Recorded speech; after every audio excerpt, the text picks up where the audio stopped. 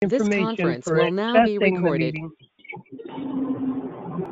We previously gave notice to the public of how to access the meeting via telephone conference and by GoToMeeting, and the instructions are provided on the Town of Tilton website at tiltonnh.org and at the Town Hall kiosk.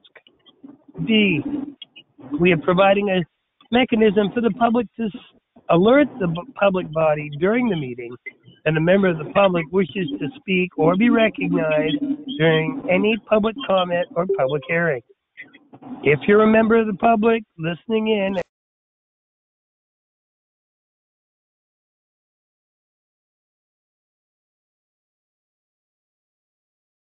before we move on to the next agenda item, please state your name and address and then ask your question. E, we are providing a mechanism for the public to alert the public body during the meeting if there are problems with access. If anybody has a problem, please email web@tiltonnh.org, which will be monitored during the meeting. F, we will adjourn the meeting if the public is unable to access the meeting. In the event the public is unable to access the meeting, we will adjourn the meeting and have it rescheduled at that time. Please note that all votes are to be taken during this meeting by roll call. Let's start the meeting by taking a roll call attendance.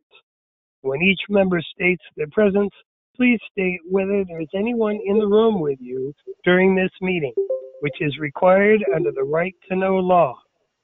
Given the unusual circumstances, we will dispense with the Pledge of Allegiance. Roll call vote. Constantino. Constantino present, and there are 2 people in the house somewhere. Thank you very much. Fogg. Peter. Yep. He has to wait for. Okay. Fogg present, 2 people somewhere in the house. I also am present, Jessamine, and I'm here with my cat. Pyra is going to be joining us. Scanlon. Scanlon present, and just me. Okie dokie. The first agenda item is to approve the minutes of 4/23. Are there any corrections or revisions? Actually, I have one. All I have to do is find the stack. There we go. On page 6 of 6, under other business, that seems really muddled to me. It says after Selectman Pyro found and read a portion of the hiring policy and so forth, it says that I moved to reconsider my previous motion, but it doesn't describe the previous motion. Then down below that, you'll see where we had more of a discussion, and it says that I withdrew my motion and Selectman Scanlon withdrew his second. Again, without the motion. So I'm confused. So if Jeannie, if you could find out what order, what happened, that would be great. Okay, Mr. Chairman, I will. I wonder, Mr. Chairman, if you could ask people who are on the line if they haven't muted, if they will, because it's really interfering. Certainly. If you have the ability to mute and you understand that technology, by all means, please mute your phones right now. Mr. Chairman? All right. Yes, Scanlon. Yes, on page 6, if you look at it, the second paragraph under other business, it says Selectman Jessman moved, seconded by Selectman Scanlon to replace or to place the advertisement. It goes on. That is the motion that was withdrawn. So the second part of your question would be answered there. Okay. So I think the minutes are good like that for the second motion that you removed. It's on that paragraph. Well, the second motion, yes, okay, the second motion. The first motion is my main concern. Correct, yeah. Just reference what it was, yeah. I will get that taken care of. Okay, whatever it takes, that would be great. Are there any other changes or revisions to the minutes? Selectman Constantino, that was my only concern as well, Joe. Okay. Well, hearing nobody else chiming in, I make a motion to accept the minutes of Thursday, April 23rd as corrected. Constantino, second. Is there any other discussion? Hearing none, roll call vote. Constantino. Yes. Fogg, yes. Fogg. Aye. Jessamine, am a yes. Scanlon, Eric, yes. have you joined us? Okay. Scanlon? Yes. Okay. The motion passes. So, on to the next thing. The next thing is, okay, the town has received a donation of $1,000 from Walmart for our Movies in the Park program. We certainly appreciate Walmart's optimism that we will be back to normal soon by making this donation. For anyone in the public listening, please check our website for updates on our summer activities. And I would make a motion to accept the $1,000 donation from Walmart. Constantino, second. Is there any discussion? Hearing none. Roll call vote. Pat? Constantino, yes. Fogg, Peter? yes. Jessamine is a yes. Eric? Not yet. John? Scanlon, yes. Okay, thank you very much. That passes unanimously. The next thing on the agenda is Tim Pearson, our Finance IT Director, with an update on various issues. Tim?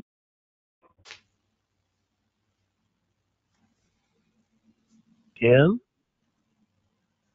Is it me? Hello? No, Tim's muted. Okay. Sorry about that. I was just going to town here. I have it minimized so I can look at my report. So at any event, Okay, well, you're up. yes, thank you, Joe. I sent out my report to the board earlier today, and I'm just going to go through and cover the items on there along with one other that's not on there. So first of all, Hall Library had contacted me regarding use of our GoToMeeting platform. And I would be happy to donate my time to monitor it for them, but they're hoping to have one meeting of their trustees in the next few weeks. And so I said I would ask the selectmen what their consensus was. If it's a no, I'm sure I could help them find something that would work on my own time. But I thought that I would bring that forward to the board, considering the money that we support them with and the relationship with the town. Constantino, Okay, let's have, go ahead, Pat. I said so moved. Yes. I'll second that. Good Scanlon. enough. Yep. Is there any other discussion? Peter? Nope. Okie dokie. Hearing none. All those in favor, roll call vote. Pat? Constantino, yes. Fogg, Peter? yes. Jessamine is a yes. Scanlon? Scanlon's yes. And then passes unanimously. Okay. Tim? Thank you. All right, the second item is pertaining to our bond for the police building. I've been in touch with New Hampshire Municipal Bond Bank and several times in the last 2 weeks. And so what my thinking is, originally we were going to go for this July offering, but given where the market is and where the market appears it will be at the beginning of this next year. I think it makes a lot more sense to pass on this July offering and move to the January offering for the following reasons. First of all, right now we have about $465,000 of contingency money between milestone and owner's items in the $4.7 million construction. So, so between that and the fundraising, right now we have a commitment of 25,000, and if the original intent was to try to raise 450,000. So if we're somewhere in a few $100,000 or so of fundraising plus collapsing the contingency into the fall, understanding that we will have largely completed the project in the November timeframe when we would have to finalize the bond amount, that the effect of going into a January timeframe means that we might only have to bond maybe 4.1, 4.2, 4.3 million as opposed to 4.7 million now. So in discussing this with the bond bank, they don't think there's going to be much risk in much rate risk between July and January. The Fed has made it very clear they're going to do everything they can to keep rates as low as possible to spur economic activity. And while there's always the possibility of inflation, I think it's not going to happen in the next 6 months in something like this. So the lower payment that we would have through the lower amount of principal being, the lower borrowing amount should well offset any kind of rate risk that we'd be looking at. So we'll still submit our application to the bond bank, but my recommendation would be that that we would move into the January offering. Okay, I have a question. What's the risk? We have a certain rate pretty much that is locked in now, right? Well, no, it's not locked in. I mean, it can change well, two things. First of all, for the ban, the short-term money that we've borrowed, yes, that's locked in, and we have a year from last week, or a year from this past Monday, the 27th, from which to replace that with a full bond. So we have some time to work with here. But that rate is locked. There is no rate lock on the July offering as yet, but it's been fluctuating right around what we expected it was going to be. But there's still a lot of uncertainty in the market, and the bond bank isn't very comfortable quoting rates, low rates. But we'll have to see as we get closer. Within a 2-week time frame, we will be apprised of what the rate will be in July, and I suppose we could always go for that if we wanted to. But again, we would be borrowing more potentially than what we would have to were we to wait until January. So it's a gamble. The bond bank doesn't think there's much rate risk. I don't think there's much rate risk. In looking at, and I've read some of these Fed statements and looking what the Fed is doing, they are bound and determined to keep rates at or right around zero. So, they're very determined to support this market, and they've also supported the municipal bond market by buying up offerings so that it doesn't cause the rates to go up. So they've been very active in the municipal market. They've been very active, in general, in saying that there's no limit to their action that they will take. So they've been very forceful in in the activities, and just yesterday they had the same pronouncement. Okay, thank you very much. That answers my question. Other questions, Pat? Not at this time. I'm going to go with the recommendation of the finance director. Peter? What Tim said. Has Eric joined us? John? Yeah, Tim, so this money is to be used to pay the contractors that are doing the work, right?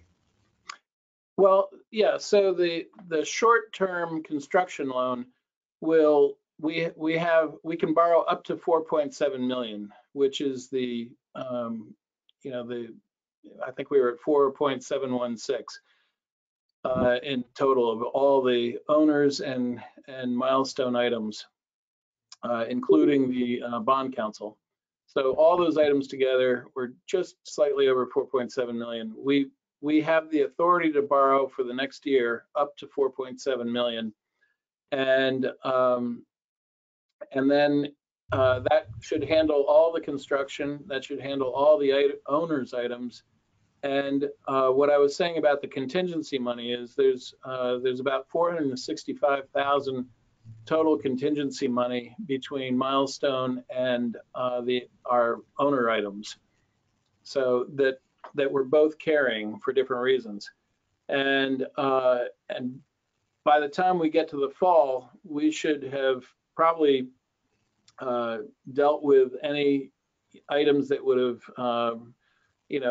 dipped into that contingency money, and that we would have a much clearer picture of where we're going to end up, so that we're much closer to the final number. And that also includes if we receive donations in kind of, say, paving, where we were going to pay for paving before, maybe it's donated or done for us, or for other things, if we're receiving donations, doing other types of fundraising, which I know those activities are ongoing. So originally, as I said, the idea was for about 450,000. Well, if you combine those two, that's over about $915,000 worth of money that I don't think we're going to see a total reduction of that amount, but I think it's likely that maybe if we come in half of our contingency and maybe a couple $100,000 of fundraising, that rather than borrowing 4.7 million in July, maybe we'd be looking at borrowing 4.2, 4.3 in January, and that's going to make a significant difference in our payments. Okay, Yeah. thank you very much. I guess, John? my concern is that the rate that we'd be paying, let's see, on that bond, would that be lower than the other loan that we get for the 4.7? So does it behoove us to go ahead and borrow, be paying the interest at the amount for the 4.7 when we could be getting the bond rate lower at this time and start using the lower rate interest? Well, the bond rate probably won't be that much different from the ban. Right now, New Hampshire Municipal Bond Bank, they're looking at a 2.5% for 25 years. Mhm. So that's higher than where we are for the construction loan. But they're much closer to the rate situation than I am. But with their guidance, they don't think there's much rate risk between July and January. The real advantage to us is that we would be collapsing any contingency money out of the bond, and we'd be realizing any fundraising efforts, taking that out of the bond, so that we'd only be borrowing what we absolutely needed to build that building. Okay, thanks, Tim. Okay, all right. So Okay, anyway, so I think it's a prudent thing to do. I don't know that we need to take a vote on it or anything, but at least that's where my thinking is, and that's the plan I'm going to proceed forward with for the time being. But we will be submitting our application to New Hampshire Municipal Bond Bank. We can also submit it to banks and financial institutions. We're not we're not restricted to the bond bank. But those are for another day. So anyway, moving on to the economic impact of COVID-19 and our budget. As I've mentioned in prior meetings, that very concerned about our revenues, and even the meeting before town meeting discussed having looked back at our vehicle revenues through the vehicle and also building permit revenues through the housing bubble, of the early 2000s, and then also the financial crisis of 2008-9. So, so in any case, I'm watching very, very closely, looking at period-to-period revenues and expenses. And right now, as you see, maybe if you have the report in front of you, the two items that I've identified right now are our SRO revenue is off by about $22,642, which is due to the shortened school year. So we bill for the time that we're there. And so that is the revenue shortfall we're going to have with that.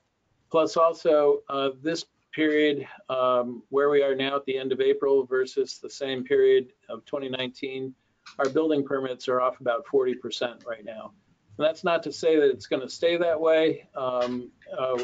We've all been privy to the Honda project, and I'm sure that will drive some building permit revenue, but that's where we are currently. So, so I have some recommendations that I think are really prudent. And my concern, just so that you understand where I'm coming from, is that we have a tax anticipation note that we can borrow against. And as you know, we still have some room on that. That's going to provide us with 2.5 months worth of liquidity for our cash flow. But what I'm concerned about is, as we've seen the lien date move out, which I was aware of, and then not knowing what's going to happen once we send out tax bills, if there are going to be issues with the payment stream, collections, it's difficult to tell at this point. So not knowing exactly, I'm trying to keep our revenues and our loss of revenues in parity with reductions in expenses. So that's really what this is equating to. So that as we're going through the year, I don't want to be in a position to tell the board that all of a sudden our revenues have dried up and we've got to make some huge major changes that are going to be more painful than keeping up with this as we go. So this is kind of an initial look. So we've had some revenue shortfall. And so the first items I was recommending in 2B little I was first relating to fund balance. Now this doesn't help our expenditures for this year, but there were two items that we encumbered. One was the air conditioning on the second floor, and the other was the planned New Hampshire charrette. And for different reasons, we think both of those, and I say we, Jeannie and I have been through this list and had several discussions about the feasibility of each of these items and the impact that it would have on us. And we feel very strongly those two items totaling $24,000 could be taken out of this year's project plan. And really, even though it doesn't decrease our expenses for the year, what it does do is increase our fund balance by that amount. And that gives us more money at the end of the year from which to provide a tax rate reduction should the board decide to do so. So that's the first item of not doing those two planned items in 2020. They could be put into the budget for 2021, depending upon how things look throughout the year. I suppose it's possible that if we had if what I'm anticipating doesn't occur, that we'll be in a position maybe to do something towards the end of the year. But I think it's really important that we set this aside and consider some money for tax relief. So that's my first item. Okay, hold on, Tim. Let's have a short discussion, please. Pat? I'm okay, thank you. Okay, Peter? I'm okay with those. That's fine. Okay, I would vote to cancel those plans. How about you, John? Yeah, I think it's a smart idea. It's looking that probably both those things. I mean, if we canceled them, if this year, um, even though we put the money aside for it, we probably wouldn't be able to put them on the budget next year because that's when I think it's really going to be hurting people the most. So it would probably put them out about 2 years. Is that going to be an issue? Jeannie? The plan in Hampshire, Charette, yeah, putting that out. I was hoping that if we couldn't do it this year, we could do it next year because I had written the grant application. But I mean, at the end of the day, it is what it is. I'd like to see it happen in 2021, but um, And that's the lesser of the two. That's $6,000 for that one. So it might be possible to fit it into the 2021 budget. How about the AC, Jeannie? Is that going to be an issue this summer, do you think? no, I talked to the folks up. I should say I talked to Leanne about it. Didn't, if it was going to affect her because she's there, pretty much Mm-hmm. did And not, Catherine and Johanna? I didn't get a chance to talk to them, but the air conditioning, they have air conditioning up there now in the summer. I think it works. It doesn't work great, but reality is whether it's the Plan New Hampshire shred or the air conditioning, I think it's prudent to be looking at any place we can look to save before we have to, do more dire things. So I think Tim's on the right track of getting us to think this way right now. So I think we can get by without it. And I think we need to get by without the air conditioning this year. Yeah, Okay, we have a, go ahead, Pat. the only concern that I have is now we've closed the offices off upstairs. We've made walls there. And so even though we have air conditioning in the room, it's very limited now to be able to go into the offices where Leanne is going to be working and Al and Janice. So that would be my major concern there.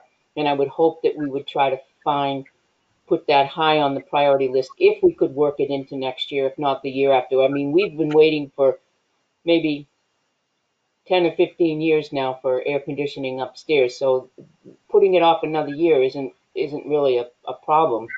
But I'm concerned now that we've put walls around the employees. Oh, Okay. yeah, I agree. I see Leanne's on. I don't know if you want to ask for what she thinks, but I did talk to her about it. So, Well, Leanne, if you're on here right now, would you speak to this? Leanne? go ahead, Leanne. Sure.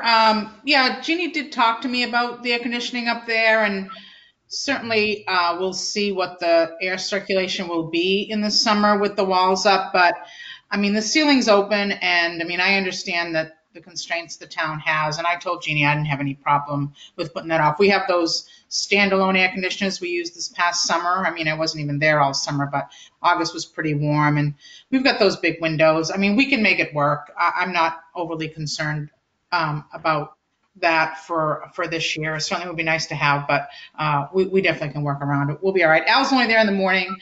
Janice's only there in the morning. So, we'll just open windows and put the or open, use those air conditioners that we have now for another year. It's fine. Okay, thank you Thanks. very much. Tim, it seems like we have a consensus to hold up those projects. Okay. What's All right. Very next? good. So maybe would you like to do a roll call vote on that? There was no motion. We can just not do it. It's budgeted, but we just won't move forward. Maybe what I'll do is, He's looking for a consensus. okay, I'll take care of it on my end. if I need something signed by the board, I'll draw it up and Okay. present it to you in a subsequent meeting. Because we might be able to do both projects at the end of the year if our revenues are higher than expected. It could be. Who knows? Uh, Who knows? So item 2B2. So I'm also recommending that we institute a hiring freeze for all positions after the budget secretary hire that you previously approved. So this would apply to all full-time, part-time, and seasonal positions. Okay. I'll start this one. Don't the Public Works Department usually have a seasonal employee? And No. has that person been hired? No, No and no? that's correct. Not for a couple of years. Okay. Okay. I'm good. How about you, Pat? That would this include the park seasonal? Well, yeah. So that's so with the Public Works expansion of taking care of the maintenance of things at Riverfront. I know that Kevin has said that they're capable of they're there very often. They're capable of doing it. I would think that would probably mean that, but I don't know what other things, and maybe Peter could chime in about what the Parks Commission person does. Perhaps aside from keeping things clean there. Peter? Yeah, besides checking the bathroom, picking up litter 3 days a week, he will periodically do some control. I'm trying to remember which license. He doesn't have all the licenses, but I think he has fertilizer. I'm not sure if he has the pesticide. And he'll do tree limbing with his son also. The big key, I think, from the parks is will someone be checking, like 3 days a week to make sure toilet paper, soap, and stuff, and it's cleaned up. That seems like that we can get public. They got to be down there anyway. Checking the bathrooms shouldn't be that big a thing. How much money are we talking about here, Tim? We're talking right around I want to say about $4,000. Yeah, that's money. Pat?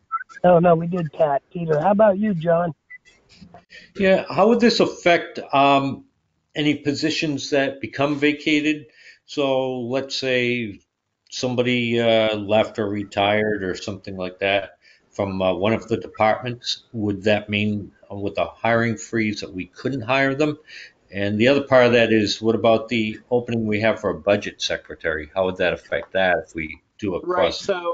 So I did mention that this would be following the budget secretary hire previously Okay. approved, meaning that'd be the last the last hire.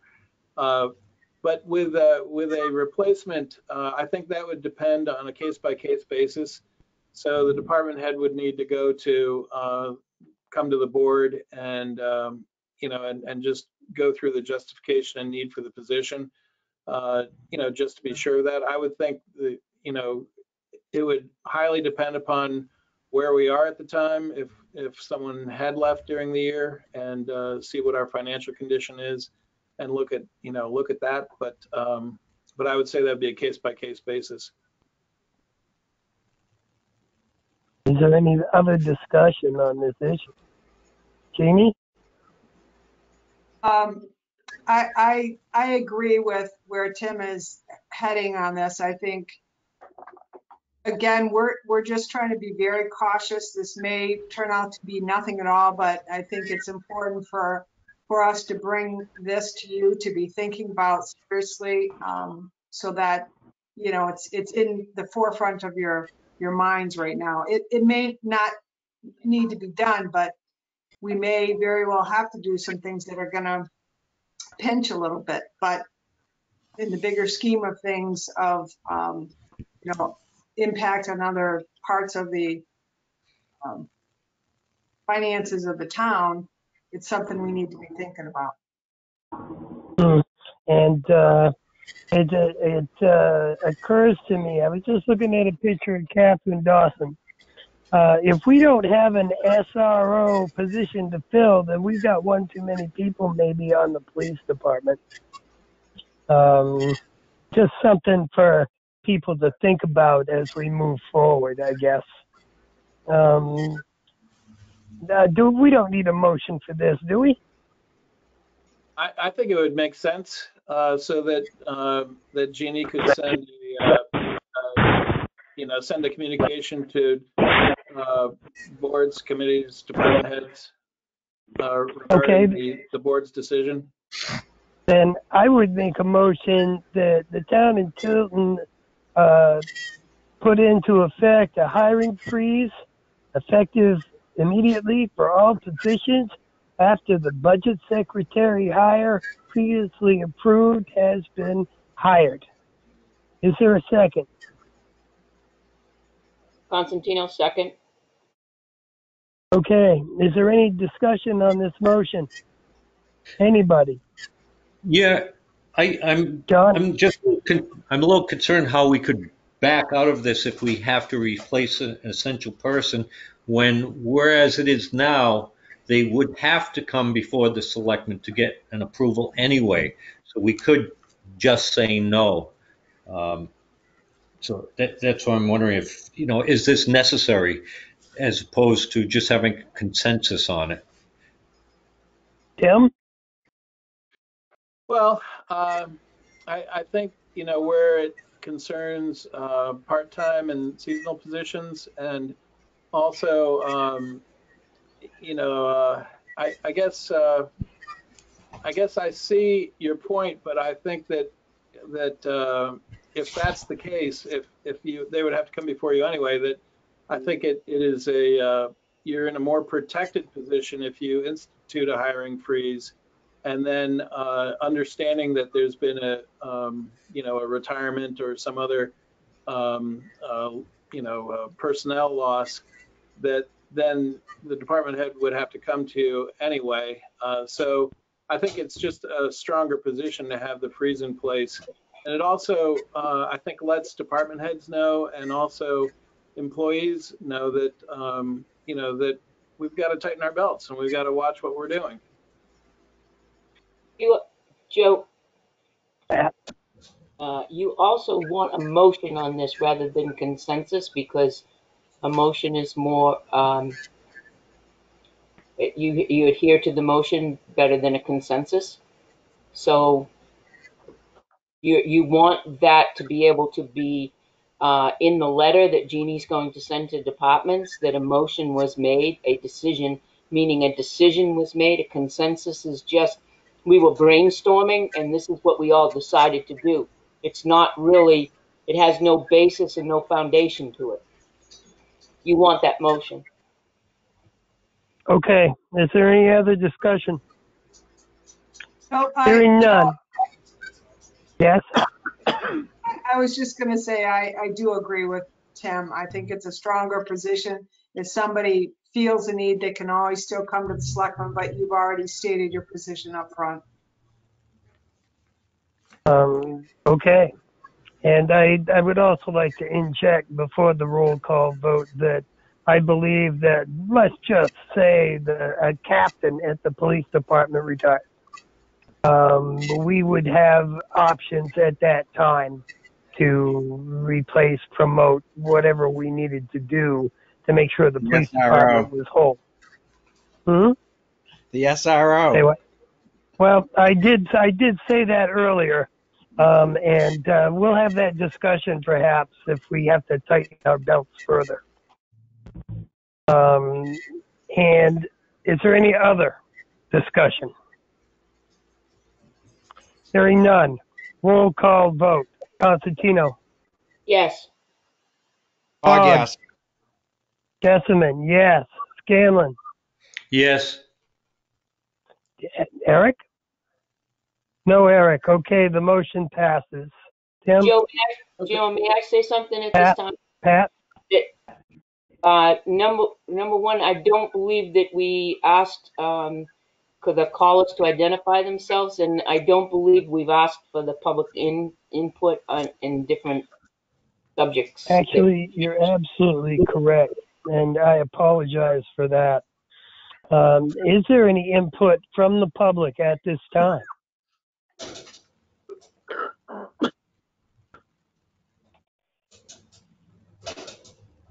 Anybody? Okay. Tim? Okay. So then, so now going back to my comment about keeping our revenues and our expenses in parity.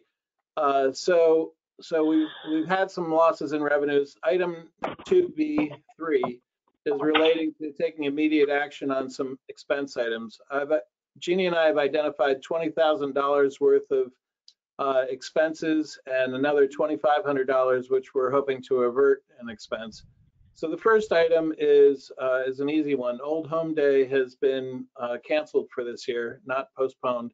So completely canceled, and there's $3,000 there that will save in budget expense. I'm just going to go down through these. Is that all right, Joe, or do you want to stop? Please. No, and then we'll go back. But go down the list.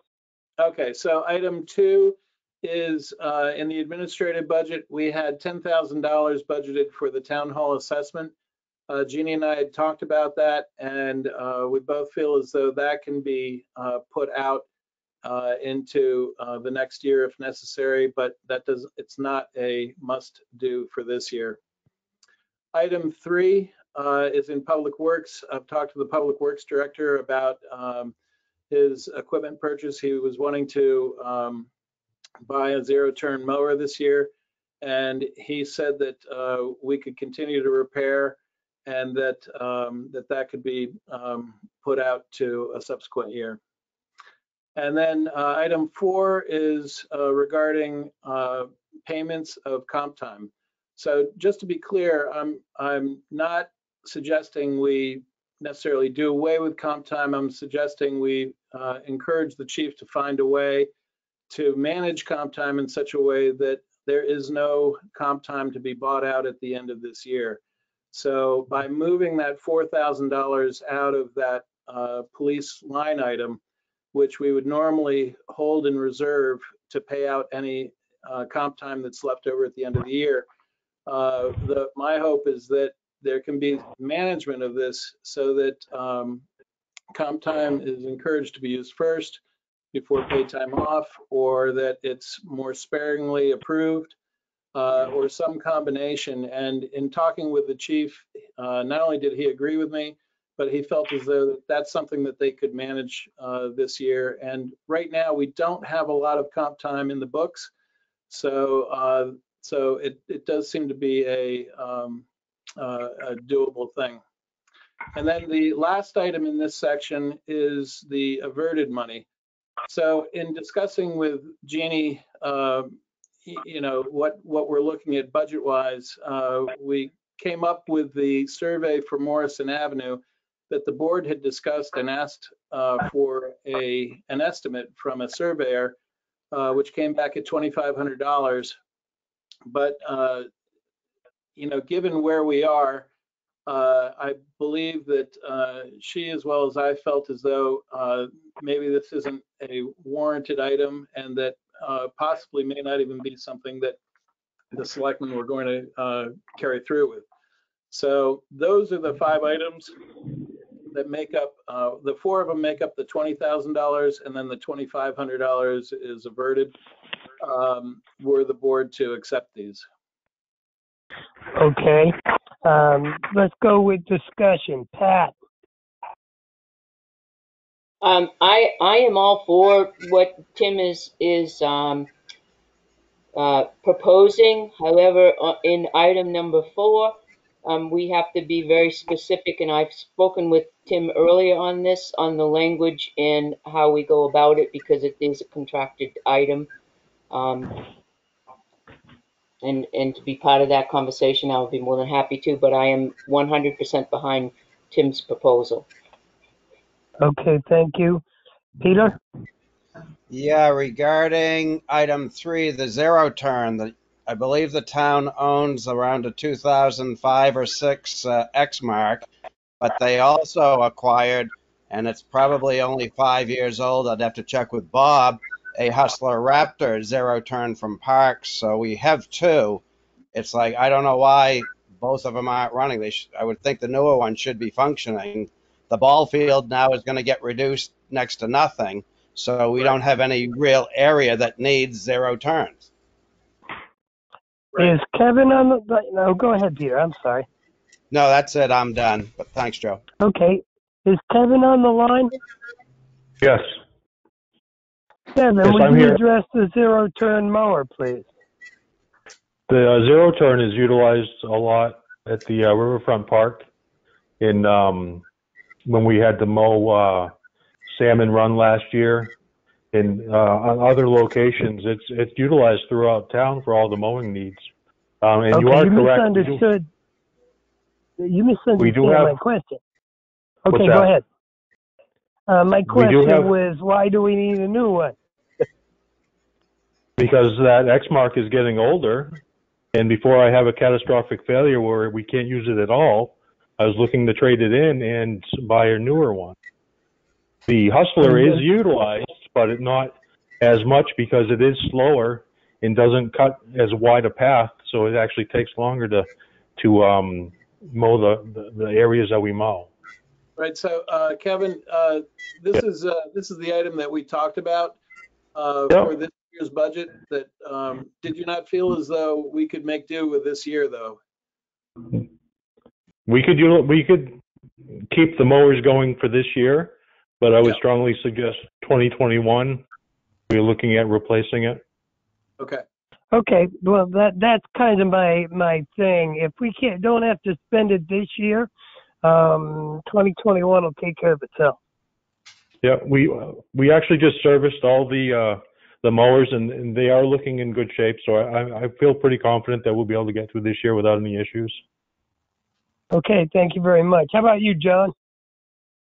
No, I think you're doing a great job taking a look at these, and I welcome any other areas that you think that we could save some money to give some tax relief burden to the taxpayers, as well as making sure that our essential services are still able to be paid for and provided. Thank you, Tim. Okay.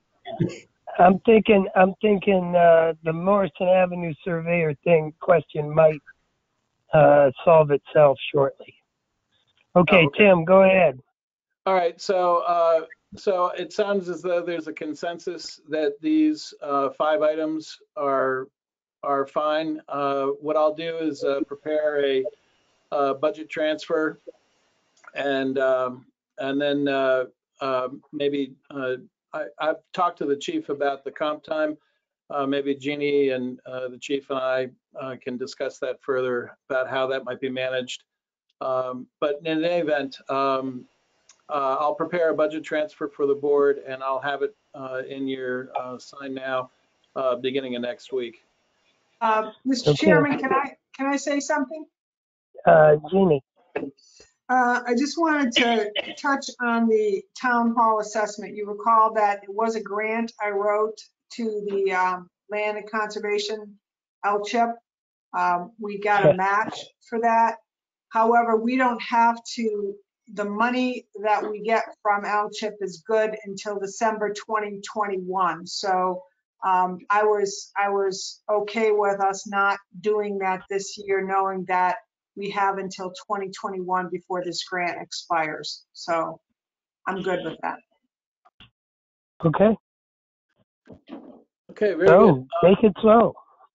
Okay, so then the very last item here, and I won't go into detail on it. These are just 2 of many other items that that we're looking at and evaluating. So as go the revenues and our expenses, so goes this other plan that I've got that that we'll be keeping an eye on. But I think the one that does bear discussion is item 2, So it's 2B42, and that's regarding Academy Street. I would recommend, and I've talked to Jeannie and also Kevin about this, that we put a hold on this project, and that I'm looking into some things with DRA about funding for our capital reserve, and this is something that would probably come later on in the year. But in any case, that's going to be a recommendation to the board. And I don't know if you want to discuss it now at all, but that can go to a subsequent meeting. But I did want to let you know that that is going to be the recommendation, to put a hold on it. Okay. Is there any discussion, Pat? I am very concerned with number one. Again, I had that conversation with Tim. It does concern partially a contractual item, and I'd like to be part of that conversation. Absolutely. Right, Absolutely. There's going to have to be some negotiating with the police department, is there not? Yes, Yes, I and totally agree with the proposal and what we're going after. I just feel that it needs to be initiated very carefully. well, and just for those listening, it's not one of the items that I had discussed. So I really was thinking that that is going to bear a little more research, to bring forward to the board. It was the second item there, Academy Street. Placing that on hold is really what I wanted to mention. Okay. Yeah, Okay. I'm totally for his proposals, 100%. Peter? So, Tim, you're suggesting not doing the wall on Academy Street, but we're going to do the paving project? Well, I'd stop them both. Well, it's If you're going to delay one, delay them both. My understanding with the paving project was that it really needed to be completed within a set time frame from the beginning of the project. So maybe I don't have a clear understanding on on the construction of that. Are you talking about Cedar Street? No, Academy. Academy Street. You're just talking about Academy paving. Academy, yes. That's it. Yeah. Okay. Yes. So yeah, no activity on Academy, I guess is what I'm saying. Okay. Thank you, Joe. John? Yep. John? John? Wait a minute, he says. Sorry about that. I was muting. But no, I have the same concerns as Peter. We want to make sure we do that whole project whole and once and do that, not expend for that. So I'm hoping Right. that's what I'm understanding, is that the whole thing is going to be put off. Right. Correct. Okay. Do we want to do that right this second, or you want to talk to Kevin? And how about you, Kevin? You're listening in on this. Yes, I'm in agreement. We should put that. Project. The Academy Street project should be postponed to next year. Paving and the retaining wall. We're okay safety-wise with the retaining Yes. wall? Yes, I've been keeping an eye on it. There's been no developments. I think that we're in good shape until 2021. There's still a lot of planning and meetings to happen. So I'm taking this year to get all those logistics out of the way, and then hopefully break ground in 2021. I would make a motion to delay the Academy Street project, paving, wall, all associated work done by the town, postpone till the budget year 2021. Is there a second? I'll second that. Okay, seconded by Selectman Scanlon. Is there any other Discussion. Hearing none, roll call vote. Constantino. Yes. Fogg, yes. Fogg. Jessman is a yes. Scanlon. Yes. Okay, it's unanimous. Whatever Okay. you got to do to for us to sign to make that happen, Tim. Okay, thanks very much. I appreciate the time, and sorry I went over a little bit. Okay, thank you very much. Thanks, Okay, the next item on the agenda is on Morrison Avenue discussion, and I was wondering if the property owner was attending this evening. I am. Can you hear me? I can hear you.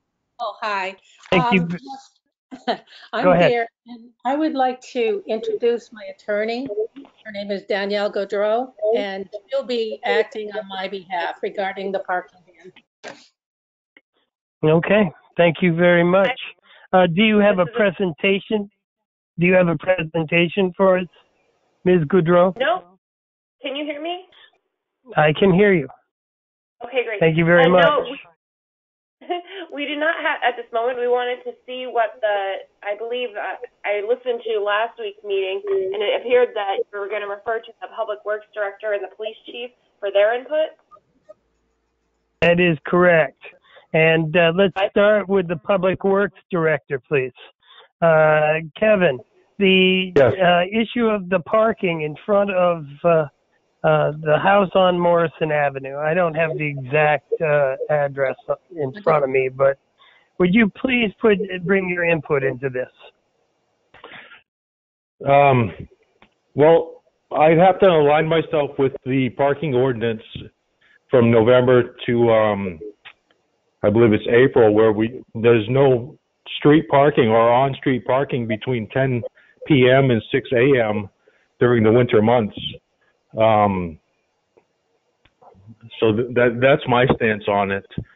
He would have to have his vehicle off the road so I can properly clear snow. If we were to have a snowstorm throughout the middle of the night, I need the space to clear the road. That's my job, to keep the road clear. So, okay. Does that answer your question? And I understand your position. How about Chief Cormier? Are you on this call? I am. So Joe, and I took a look at it as well, and to kind of piggyback off the highway director, what Kevin's talking about, the only time that I can see that we've gotten called out there is during snowstorms or snow emergencies, where it was impeding the plowing, and with that winter parking ban overnight, as long as the vehicles weren't there when they're doing their snow removal, I don't see it as being a problem. Our primary goal is to, help facilitate the clearing of the streets for the highway department. So if we were to get called up there, we'd have to ask those people to move their vehicles so they can clear the road. Okay. Selectman Constantino.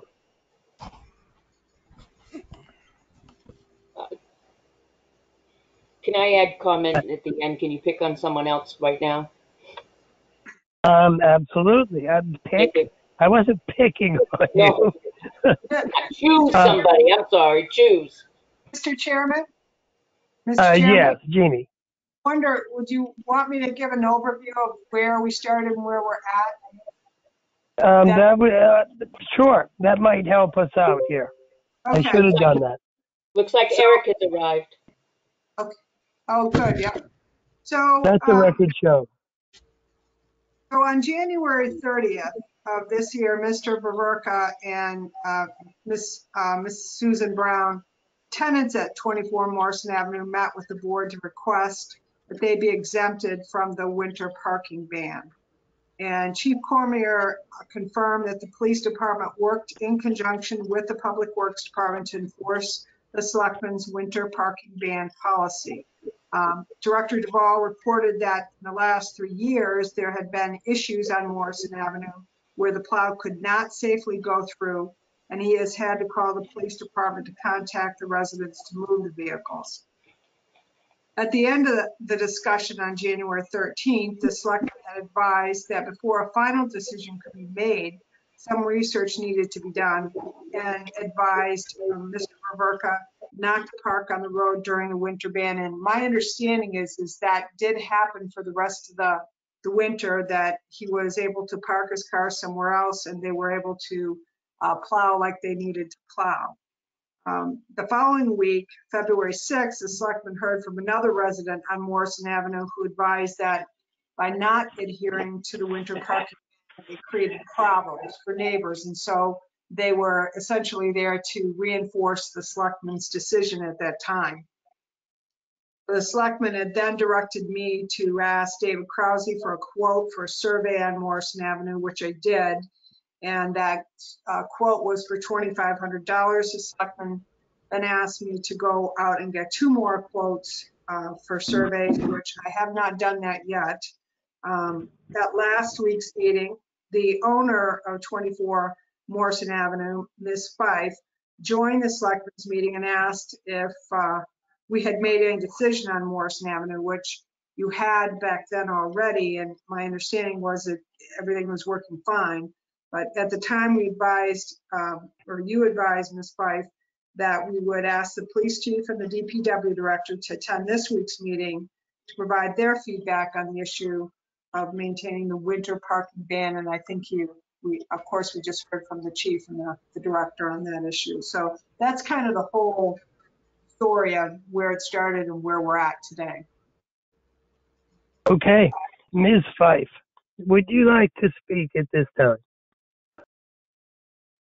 Valerie, I'm happy to speak for you. Thank you, Danielle. Yeah. So I guess my question is, how long has this winter parking ban been in effect? Chief? Yeah, it's actually been in effect for several years. Probably, I know it was in effect when I came here 13 years ago. So I could look, Joe, and find out exactly, but it's over 10 years for sure. Okay, I'm just curious. This seems to be a recent problem with the snowplow not being able to get through. I'm curious if there have been any documented reports of the snowplow not being able to pass through. A visual observation of the plow and of the road seems to show there's plenty of room because the cars are only their one wheel is on the actual street. I'm just curious if there's any documentation of it actually being a problem. Well, the documentation is the couple of times that I contact dispatch at the police department to have vehicles moved. I didn't think that I had to further document the situation. Well, it seems like, has this been going on for the entire 13 years you've been there? I have not been here 13 years. I've been director for almost 2 years and plowing and employed by the town for 3. Okay, because I've heard word from the tenant that he's spoken to the person operating the plow and said that there's never been a problem. I don't have any first-hand knowledge of that conversation. I can't respond to that. I mean, I guess this isn't going to be a problem until November, so hopefully. But I guess I'm having a hard time without some actual proof that the plow can't get through, based on just a visual observation. Well, I'm also concerned about, is the city or the town gonna put, suggest a place where the tenants can safely park during this time? From last week's meeting, it sounded like there wasn't a public lot nearby. That is correct. There is no public lot within easy walking distance that I know of. My concern is Ms. Fife's, devaluation of property. If these tenants right now, they might have been okay trying to find another place to park. If she has future tenants or she tries to sell the property, she pretty much will be unable to, and it's going to be a complete devaluation of her property. It's hard to understand. She's owned the property for 22 years, and this apparently has only come up as a problem this year in terms of seeking to enforce the parking ban. So I feel like I'm concerned that there's something else going on in the background, that there's a clash of, personalities that's going on, and this is not an actual safety issue. There have been any reports of public damage to cars on 24 Morrissey. I'm not doubting that maybe there was some concern, possibly, that a plow driver felt that they were getting too close to a car, but from what I understand, there's been no report of that actually happening. Joe, can I make a comment? Oh, by all means, Peter. The reason I don't think we've had any accidents is when they plow the road, the plow kicks itself way over, and since the car has tires on the pavement on an area where we have a 40-foot right-of-way, so the car is already impeding the plow's operations. He has to start a property before kicking the plow over to the other side of the road to avoid the car and then back around. So you've got a couple of spots where I think there's one driveway has to shovel out into the street because the plow can't do the job because of the car on the edge of the pavement. That was it. Okay. So, but from what I understand, there's no actual survey of the right-of-way, and it sounds like in your previous conversation, the town doesn't want to take on that expense. So I'm just curious if there's any way to document that one wheel is actually on the road at this point. I'll jump in on this one. Go ahead, Joe. Our previous conversation with regard to the surveyor for Morrison Street was kind of predicated on this conversation right here. I don't hear any solutions coming from your side. You've conceded that you're parked on the road. I understand that there's no place to really park on that property. There's got to be some kind of a concession you can make, because I don't know where that our property line goes, and it might go a lot further than the edge of our pavement. It does in a lot of places, which goes right to the fact that he's parking in the town right away. Now, if he would move his car, and I say he, but that's just right this second, if the tenant would move their car during an actual snow event to facilitate the plowing of the road, and was left, to park there the rest of the time.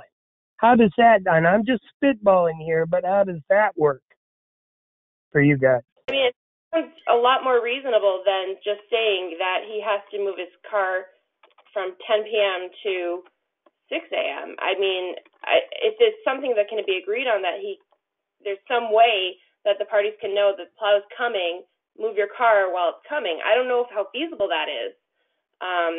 But it just seems to me it's overly burdening the property at this point, and it seems to be, after 22 years, all of a sudden this is coming up as an issue. I can't speak to what happened 22 years ago, only what's right before us right here and right now. And I'm trying to work something out here. And that's just me talking. This is not the Board of Selectmen. I'm only one guy. But I'm trying to be of help. I just don't know exactly what that looks like. Right now, your suggestion is to give us a break, and that's it. Well, there's certain liabilities. If we hit that car during a snow event because we couldn't get in touch with the tenant, whose liability is that? Is that the town? Is that the property owner? Or is that the tenant? There has to be something clearly laid out moving forward. Can I excuse me, Joe? Right, anybody else? Joe, can I say something? Please. Okay. In the event that a car is in the road during our plowing operations, I would contact the police department, and then if the owner of the vehicle cannot be found or located, the car would be towed at the owner's expense.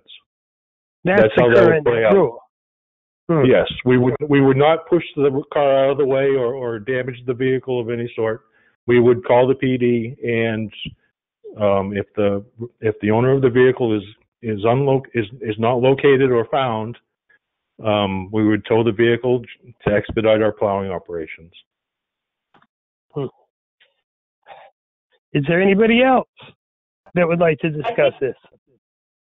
I guess Go ahead. my recommendation right now is I strongly urge that cities need to find out the true property rights on that road as to where the boundary is. Prove that there's actually, someone stepping over the boundary here. So if we Okay. look, if we have looked at the road book, and the road book states that it's a 40-foot road, and we have a 40-foot right-of-way on Morrison Avenue. So if you look at the road book and you go 20 feet either way, the road as it exists right now, the maximum width by where the tenant lives is the asphalt is only 23 feet. So the town owns a right-of-way of 40 feet, which could lead almost up to the porch on both sides of the road. So it's from the middle of the road, 20 feet. So just even if you eyeball that and measure it, you're going to go almost maybe even under the porch.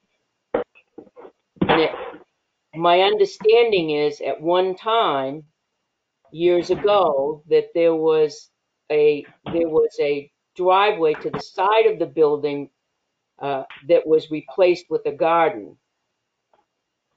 And then they started parking in front once the garden was there. And I'm not without compassion about this issue, because I have the same issue here. I have to remove my tenants' vehicles from the road during the winter months at all times. The same situation that you folks have up there, and it is a hardship, and we have to live by the rules as well. So I'm not without compassion at all. But at one time, my understanding is that there was a garden. Is that true? That they replaced Valerie, the driveway with the garden? No, there's no room there. The property's 36 feet wide. I'm not sure how wide the house is, but I looked to see Catherine's property comes right up to that tree. And on the other side, there's a wall there where David's house is. And there was never a driveway there since I owned it. The only driveway I was told was right in front of the house. And it was actually grass when I bought it. Okay. It goes down very steep. There's no way that there was ever driving in there. I was out there and I walked it. But the other question is, we have pictures of the vehicle being in the road, in not just the tires in the road while they were trying to plow it. So that's where it all started from, and it stemmed from. So it wasn't just somebody saying, oh, they're in the middle of the road, or the highway department said, oh boy, this is one we're gonna cite for it. They were in the road, considerably in the road. And in order to avoid that, like Selectman Fogg said, they had to engage to the left of the road, which meant that they weren't plowing maybe 6 to 8 feet. And Kevin can speak to that. Our public works director can speak to this before you get to the vehicle. And then you're leaving at least 3 or 4 feet around the vehicle, and then another 6 to 7 feet beyond the vehicle that you can't plow because you can't make that turn in with a large wing. So all of that space, which is about maybe 30 or 40 feet, you can't plow because the vehicle's in the way. So are you representing that if the vehicle had been more fully on the yard, it wouldn't be an issue? There have been times when I've gone up and looked at the issue where Jim has both vehicles, where the tires and where the entire car and tires have been off what seems to be the road, because there's a seam between the road and where they filled in up to the porch, and I cannot be specific to tell you whether that's the road. That's certainly going to be our right of way, because if you measure, it's going to be within our right of way, but it's certainly off the path of the roadway. And there's been many times when I've driven up there that he's, when it's not a snow event, that he's pushed way into the porch. But a couple of times there hasn't been, and Kevin has had to call. Would So it, would there be a necessitation of a call if the tenant were to keep everything up to the porch shoveled out and park as far close to the porch as possible? Would it still be a problem? They still have the liability issue. You would have to me, I would think that if you kept this is my own personal opinion and not the opinion of the board, but if you were to keep all of the tires off of the road and snugged up to the porch and gave the town a disclaimer that said any damage to the vehicle, you own it, but then I would be comfortable with that. But if the plow comes up and throws, a piece of ice or something and does damage to the vehicle, we're not responsible for it. I mean, obviously, there's no way a vehicle owner could ever sign a type of waiver, because they're not the parties waiving; it's their insurance company. However, I feel like this is a problem with any property owner, whether it's a mailbox, whether it's a rock getting kicked up into a window. So I don't think this is an unusual situation. So Joe, Yeah, it's Peter. as she just said, if our plow takes out a mailbox, it's the owner's responsibility. It's not ours because it's in the right of way. If we That's hit a correct. car that's in the right of way, it's not our fault because it's in the right of way. Yeah, okay.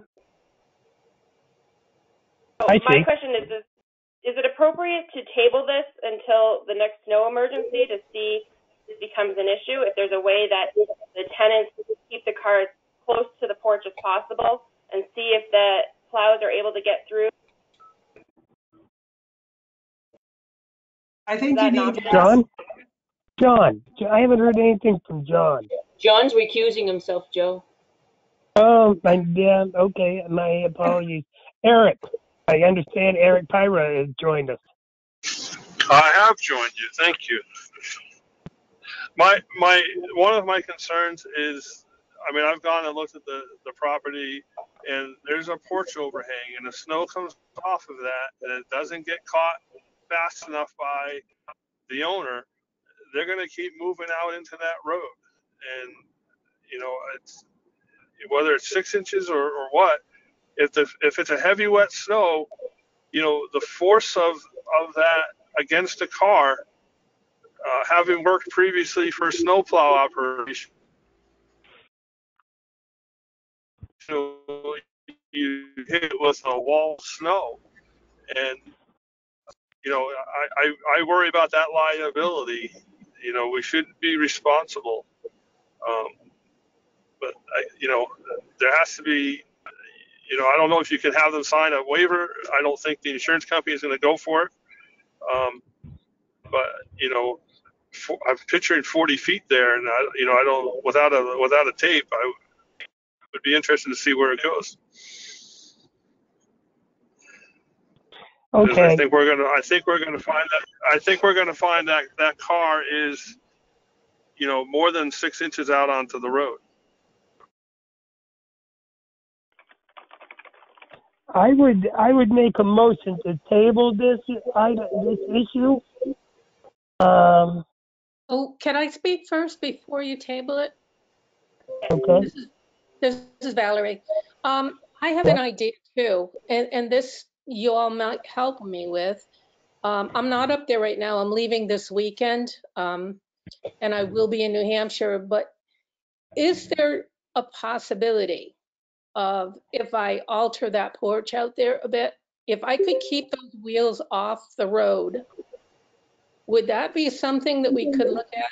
I mean, I don't know if it's possible. I'm not, my husband was in construction, but he's disabled. So I will have to have somebody look at it to see the possibility of it. But would that be something we could look at too? Kevin? Yeah, okay. Kevin? Yes. Yes. I would entertain that, absolutely. Okay, Pat? I was gonna just ask you if you could ask Kevin that question. He would be the only guy I would know to ask. Yeah, okay. Then I would make a motion to table this issue. Is there a second?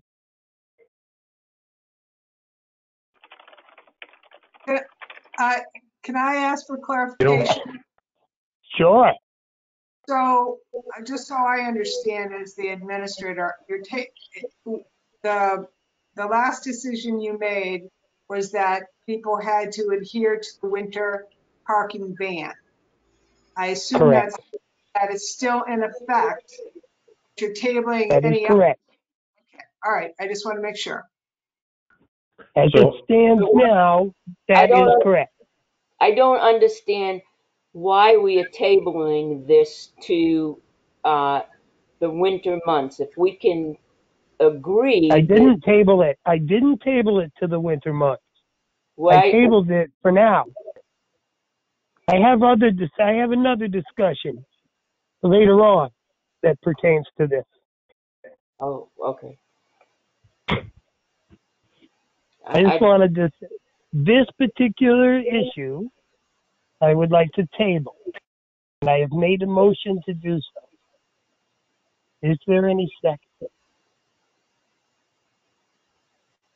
Is there a date to table it? All right. So. Well, you know what? I'll do it right now. I want to get that. I want to go with the bid that we got for the survey of Morrison Avenue. I was trying to avoid spending $2,500 here, if we could come to some kind of a resolve. But without an actual survey of the road, I don't see that being like real quick to happen. Our road might extend too far, but our right of way might extend in the middle of that porch, and we don't know. And it's hard saying without knowing. So we're going to spend $2,500 to find out that our right of way goes into the middle of the porch, and then what happens if we find out that it goes into the middle of the porch? Now we've opened up a whole can of worms. And I don't feel that the town of Tilton should be the only ones burdened with the cost, the $2,500 cost. This is not just the town of Tilton's issue. This is an ordinance that we've had in place long before I was a selectman, and I've been here for 12 years. Joe, may I ask a question? Please, Tim. Joe, this is Tim Pearson. Maybe I'm confused too, but I thought in the segment of discussing expense monies and averting expense that the board agreed that we would not do this budget item. I agreed that we were going to be discussing the need for it in the next segment, which is what we're doing right now. I think, if I may say something again, I think that why can't we sit down when this COVID-19 face to face and sit down and come up with some type of an agreement that's going to settle to appease all of us. I mean, I think it can be done. He's lived there for 22 years without any issues, and now we have an issue, and the issue seems to be with the plowing. So in the winter months, if we can come up with a mutually agreed upon resolution, then the problem doesn't exist anymore, and we don't have to pay $2,500 to have what we already know is they're in our right of way. And whether they're in our right of way or not, it's still an issue. It's not going to prove anything.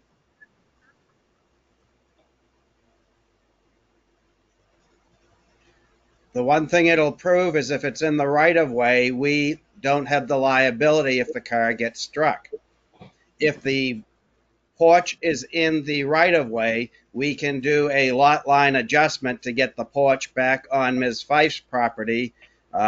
We did the same with a grinder pump on the Andrews Road project that the engineer put on town property and not the residents. And we just did a lot line adjustment to bring it into that lot. All the more reason it should be Mrs. Fife's initiative to do this with the $2,500 survey.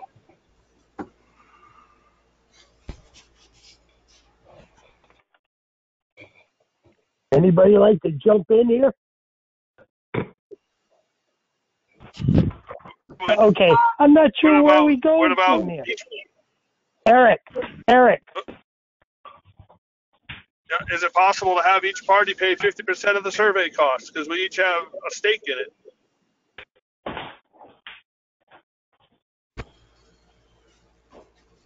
I don't think that Eric was here for the finance director's presentation. And short of laying people off, we're trying to cut corners, and that was one of the corners that we were trying to cut, so that we didn't have that expenditure of $2,500. That's correct. Well, I'm trying to see if the property owner would pay 50%. It doesn't say we have to have it next. We can look at having it done over the summer. Perhaps our final picture a little bit.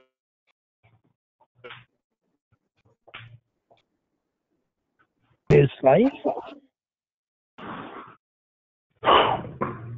I think my lawyer's on there. She can speak to that because I think there's probably easier to make a resolution like Sal was talking about, but I'll let my lawyer speak to that.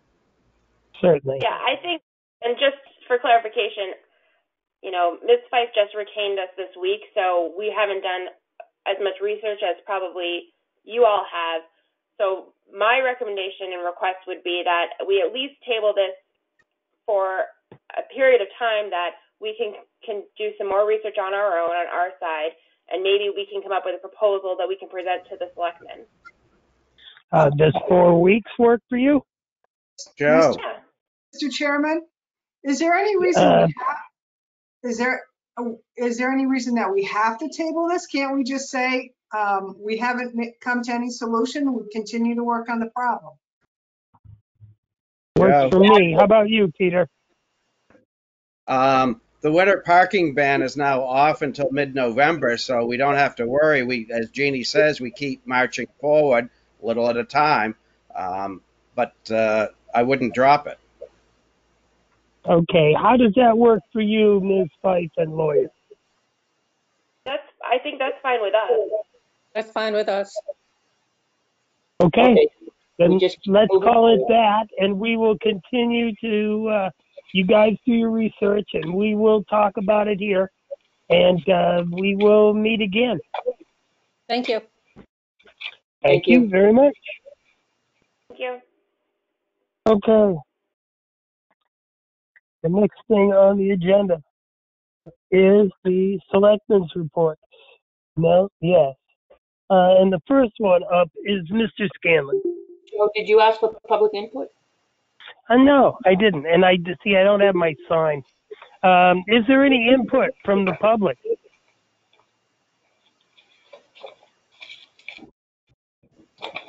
Great. Okay. Okay. Hearing none, we move on. The next thing on the agenda is the selectmen's report and John Scanlon. Yes, I guess I don't have a lot to report. I'm eagerly waiting for the governor to see what happens in May. I believe it's May 5th, and how we'll proceed forward. I guess there was some comments on people wanting to start to use the public works facility and accepting cash or something for disposing of building debris. Maybe we could address that, and maybe over the next week, Kevin could get back to us next week if there's something that could be done on that. The other thing is, I think that's it. We can, nothing else pertinent right now. Thanks. Okay, thank you, John. Pat Constantino. Thank you. John, I think that whole discussion was Northfield wasn't accepting the cash, and they were very upset on Northfield, but they've never accepted cash. Anyway, I got a couple of things. One is the van I took over to the trainer, looked it over and everything. She's developing the training for the van. Returned it back to the highway department.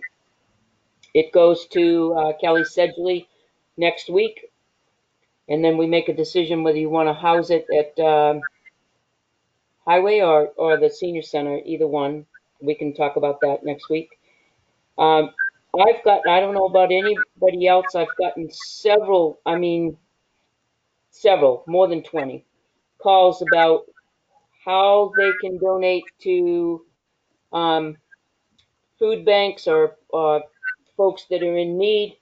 I have forwarded them to the food bank for the Family Resource Center, and Every Child is Ours. They're both collecting food items, for one for children and one for the food bank is for everybody. I had a question about the old railing on the by the river. I thought that was going to come down. I noticed that hadn't come down yet. So I just had a quick question about that. And You want then, me to answer that? sure, yeah. So it is on Kevin's to-do list. He just has other things he's been working on, but it will be coming down. Gotcha. Okay. Today I noticed, and I'm particularly sympathetic and empathetic to the Winnisquam seniors' predicament in not having school and not having a graduation. However, I am very, very adamant, and have been for as long as I've been a selectman, and it seems like older than dirt, that nobody, absolutely nobody, desecrate the Veterans Memorial out in front of Town Hall with any type of signs. And anytime I see that, I remove them. And I ask them to be removed today because there are Winnisquam senior signs up there to support the seniors. And I thought maybe we could just take them out of there and put them in the trough temporarily for, a couple of weeks. But under no circumstances should they be in the Veterans Memorial at all. I agree. Okay. And last but not least, I've gotten a number of different phone calls, and yesterday I experienced it myself. We got an email from Atlanta Broadband, Metacast, on April 28th, and the email said, on April 28th, if you do not verify your email address, it will be deleted and you will not access your email. Well, I followed through and confirmed my email, and I still couldn't access my email. So I spent 45 minutes on customer support and had the most rude customer service person I've ever spoken to. But another 20 minutes later, he fixed the issue. I had to actually change my password. So I had to do that with both mine and Kim's. So if anybody is listening out there on this and has that issue, we have to change our password on the Atlantic Broadband webmail at metrocast.net. And then you change your password, and then you should be all set. How's that? I got a question about that for Tim. Tim, is that on the up and up?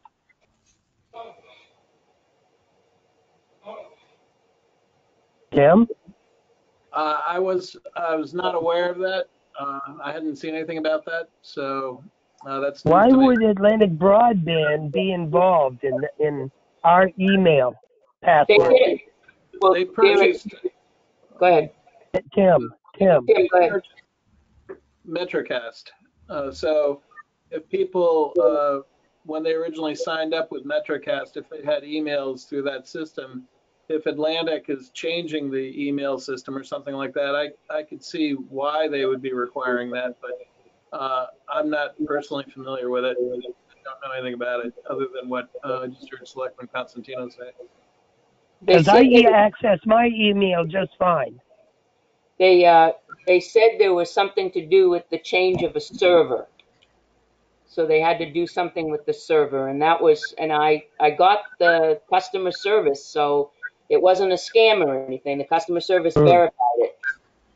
I can just tell you from my vantage point, it's always beneficial to have a webmail email address of some kind, whether it's through Microsoft or Yahoo or Google or some other, because then no matter what happens with your cable or your internet or anything, you're not tied to a particular vendor. You can use your email and access it from anywhere. That'd just be my take on it. But yeah, I could see how they would be notifying people if there were a server change. Okay, Pat. That's it. Okay. Next on the list is Peter Fogg. Yes, Tuesday, Sewer Commission met on Linden Ave with Scott Davis, Partridge Construction, and Rowell's.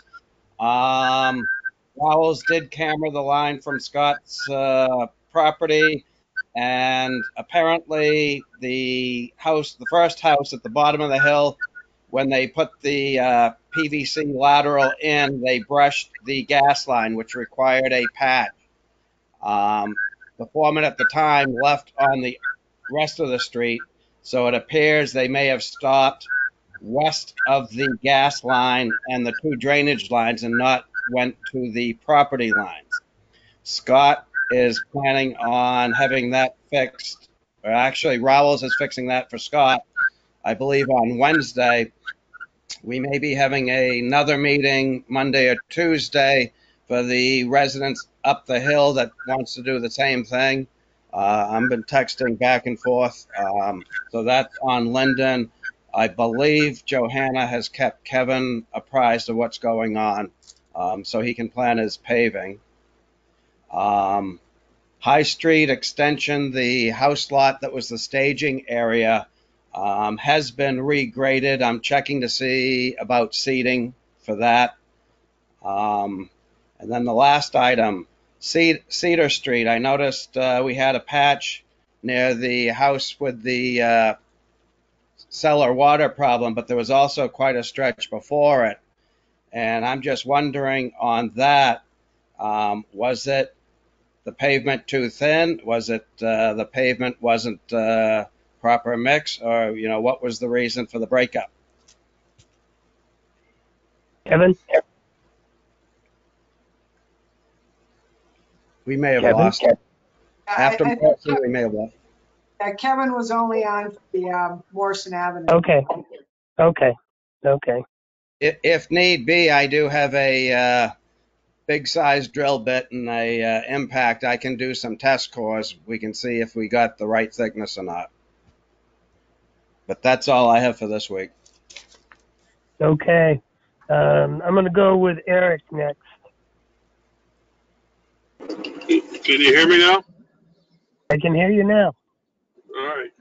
I'm kind of jealous of Pat because I don't get any calls or any emails except for junk emails in the selections box. But I guess that's not a bad thing. You're the new guy, buddy. I know. I kind of like it. No, just the planning board met on, was it Tuesday night?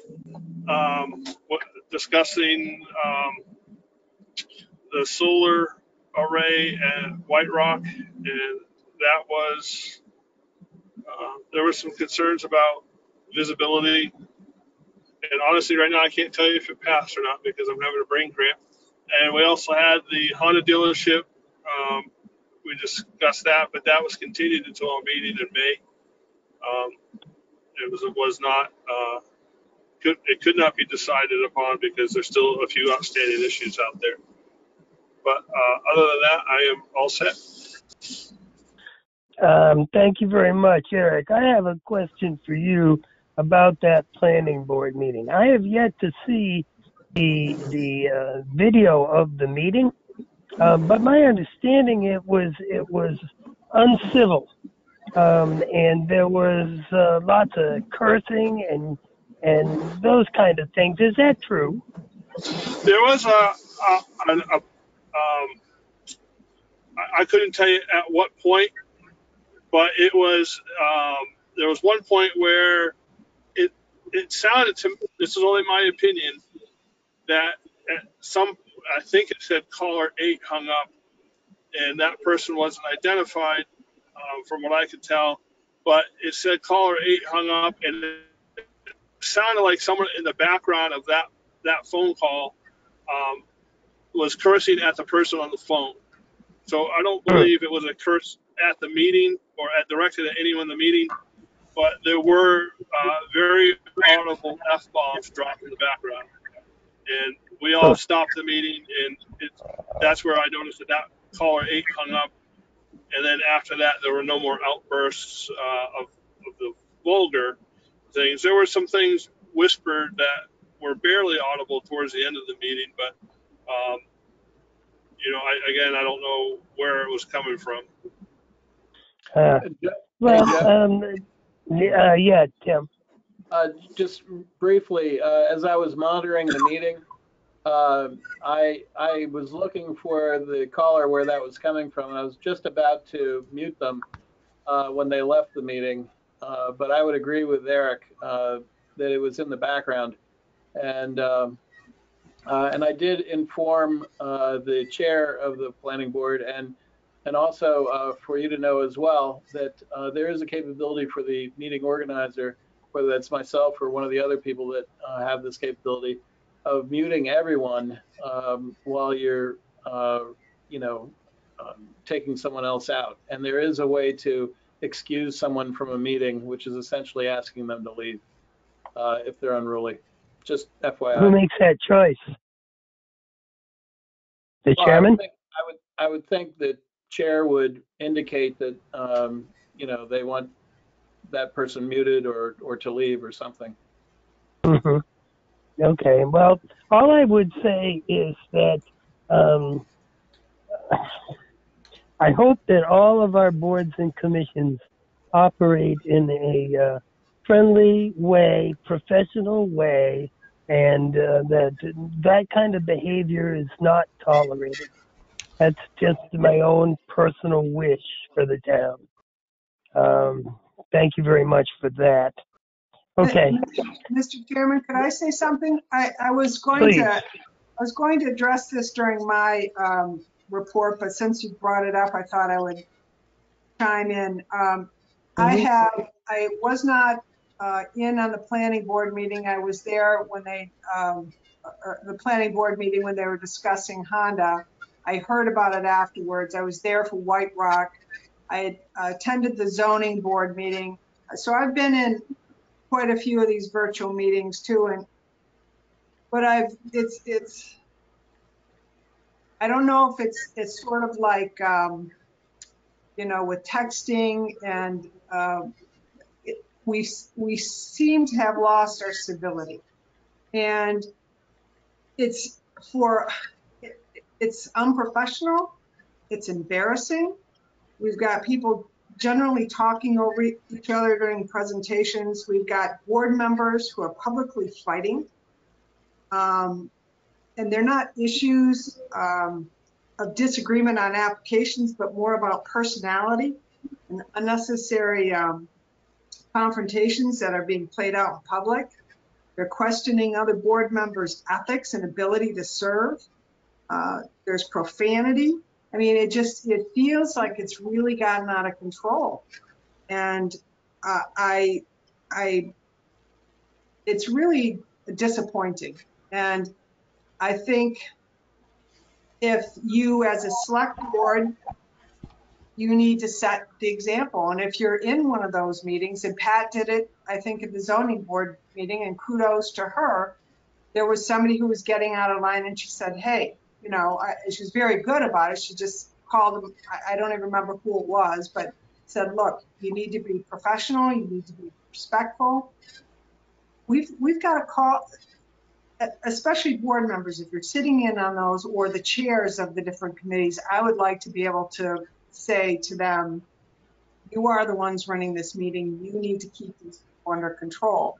To Tim's point, if there's a way to excuse them from the meeting if they can't behave, then you need to do that. Can we send something to the different chairmen explaining that responsibility or how they go about excusing somebody from a meeting, that kind of thing? That's what I was hoping you would ask for, because I think between Tim and I, we could get that covered. Excellent choice. Because I don't think we want the public listening in on meetings that make us look bad. I mean, I understand people get upset and they get passionate, but there's no reason to be disrespectful. There's no reason to be swearing at people. There's no reason to be slandering people. Shouldn't happen. No. If you guys could draw something up and bring it to us next week, I'd love to put a signature on it. We will do that. Thank you. Joe, Thank you. Joe, this is Scott Davis. Can I say something about that? Absolutely, Scott. I think the other thing on these virtual meetings, for what I've been on them, I think it'd be nice if we had a policy that everyone doesn't keep their microphone on, because there is an awful lot of background noise that comes in when these people aren't even planning on speaking. They're just on there. And I think it's very confusing or hard to hear when you hear the background noise comes in, because it almost comes in like a squeal, not like a sound that you can understand. And so maybe a policy would be developed that the chair, when they start the meeting, they would announce that if you're not participating at speaking, please shut your mic off and have your mic off. Because the other night there was, I think at one point there was 30 some odd people on that meeting, and there was a lot of green mics. That would just be my 2 cents worth in that. Scott, as part of the thing that I read at the beginning of the meeting, it also includes that very language. I'm going back to try to find it now. That says to turn off your mic if you're not actually speaking. So I read it at the beginning. Maybe I should read that several times during the course of the meeting. I think people tune out that first thing you read, Joe, at the beginning of the meeting, because it's so long. I'll just leave you with this, just for Peter's clarification. On the lot that's on Cedar Street has been seeded, and it does have straw on it, Peter, just so you know. Okay? Thank you. Okay, thank you very much. Thank you, Scott. Let me get my paper again here. Let me say, we have an issue with loam at the police department. There's a big berm down at one end, and there was talk yesterday about moving it to the opposite end of the lot, moving it down and over till we decided something in the future, or trucking it, and we have an ordinance that says you can't truck it out of town, which the selectmen are immune from. We can definitely have it take it out of town, and it's also going to cost us just over $14,000 not to do that. Now I'm wondering where the selectmen lie on this, because it needs to be decided. They're already starting to push it toward the back of the lot on the police station side, because if they move it down to the we'll call it the football field end of the property, then there's all sorts of silt fencing and stuff that has to go around it, erosion controls, and the guy who's hauling it away, part of the bid was to take the loam off the site. Now, it would seem as though we have to make a decision sooner rather than later. Jeannie Forrester, do you have any information on this? Yes, thanks, Joe. In my report, following that meeting, I did, and I sent it, it was in the board packet. I provided you the backup of that. In your board packet was showing our zoning regulation. I got NHMA to weigh in on that, and they advised, which I provided you a copy of that email, advised that the town is exempt from zoning regulations. And then I also provided you the information from Ambrose Brothers, who had, as part of their bid, was going to take the soil, the excavate off the property. If they do not do that, if we decide that we are going to keep the soil, it's going to cost us $14,538. And we really do need a decision from this board because we're holding them up. And it would be my thought that we hold with what the bid proposal was. Pat? I think we should. Pat?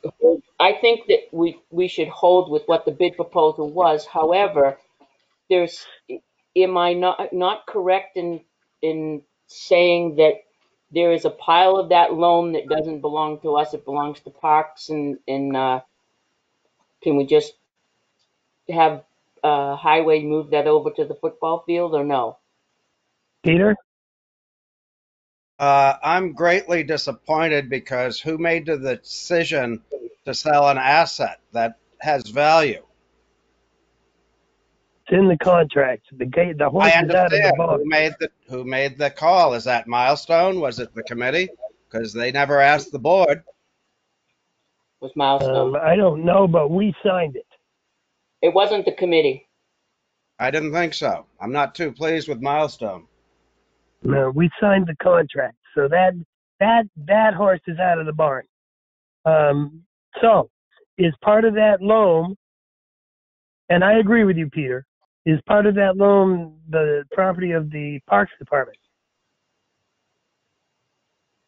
Well, theoretically, I guess that whole berm was donated to the town when the high school did their expansion, and since Parks took over that lot, it's probably their lawn. Well, now that it's the town's lot, it's the town's loam, correct? Yes. Yep. That's the case, yes. Okay.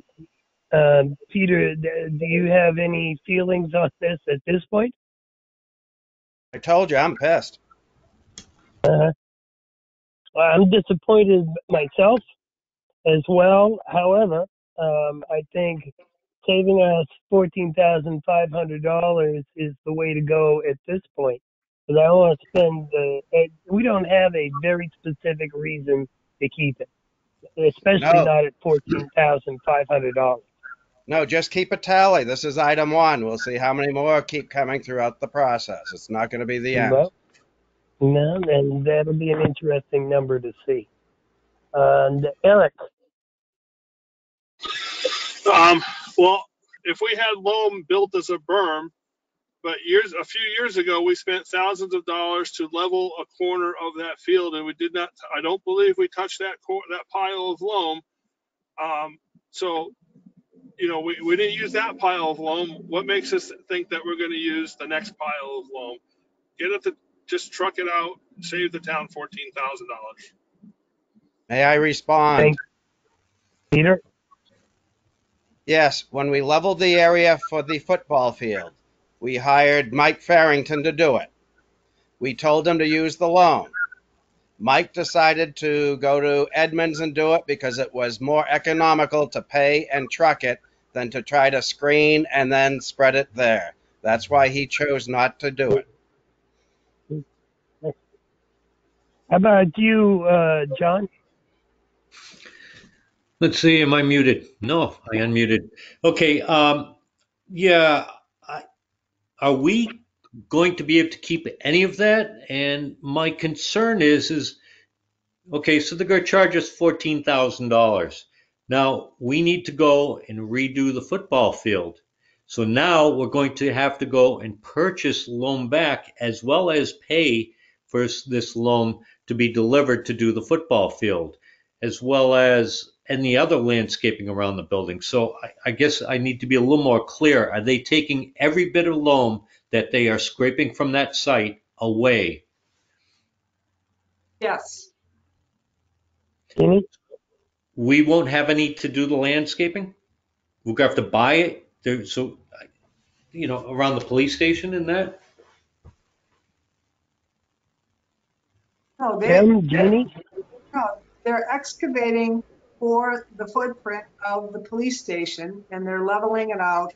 So, no, no, they're not gonna have to haul in new loam to do the landscaping. Is that what you're asking? Well, if they're clearing the site of all the loam, including the berm, how are we going to landscape around the building? I mean, Well, when that's I was there on the other day, they said they were taking some and they were leaving some for us.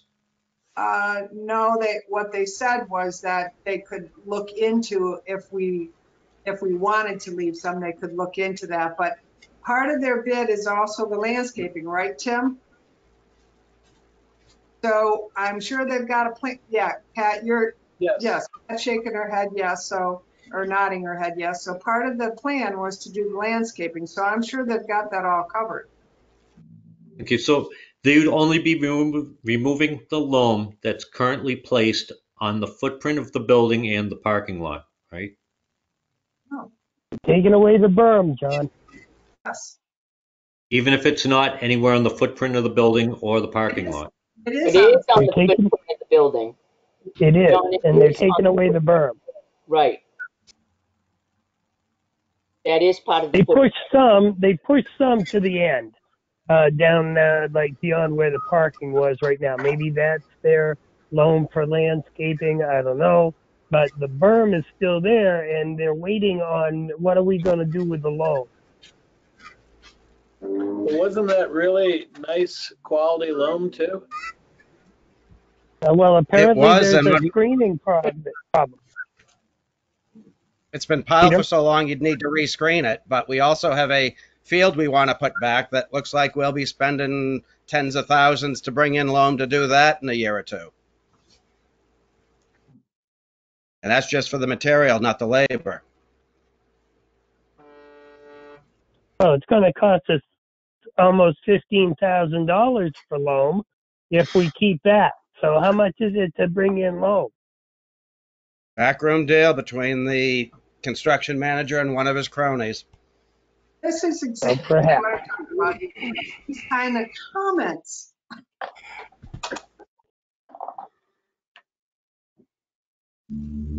Peter? What? We had no notice of it. Loam is a but you valuable don't know commodity. about cronies and stuff, buddy. Excuse I me, don't we know did that. have notice of it. Every single one of us had a contract in front of us, which we all signed. Okay, I'll have to find what page it said the loam was being removed. That ought to take me a Okey-dokey. few years. All right. Well, let me know when you find it, because I'd love to read it. Okay. So are we going to have the loam removed? I'm a yes. Pat? Yes, sir. Peter? Present. Yeah, okay. Eric? Yes. John?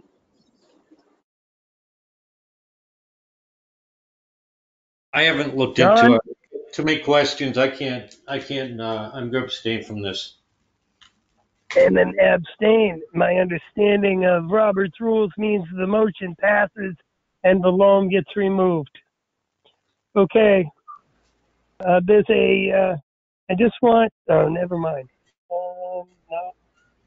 I heard from Chuck Mitchell about the voting and what have you, and who's in charge of setting up the elections and stuff like that.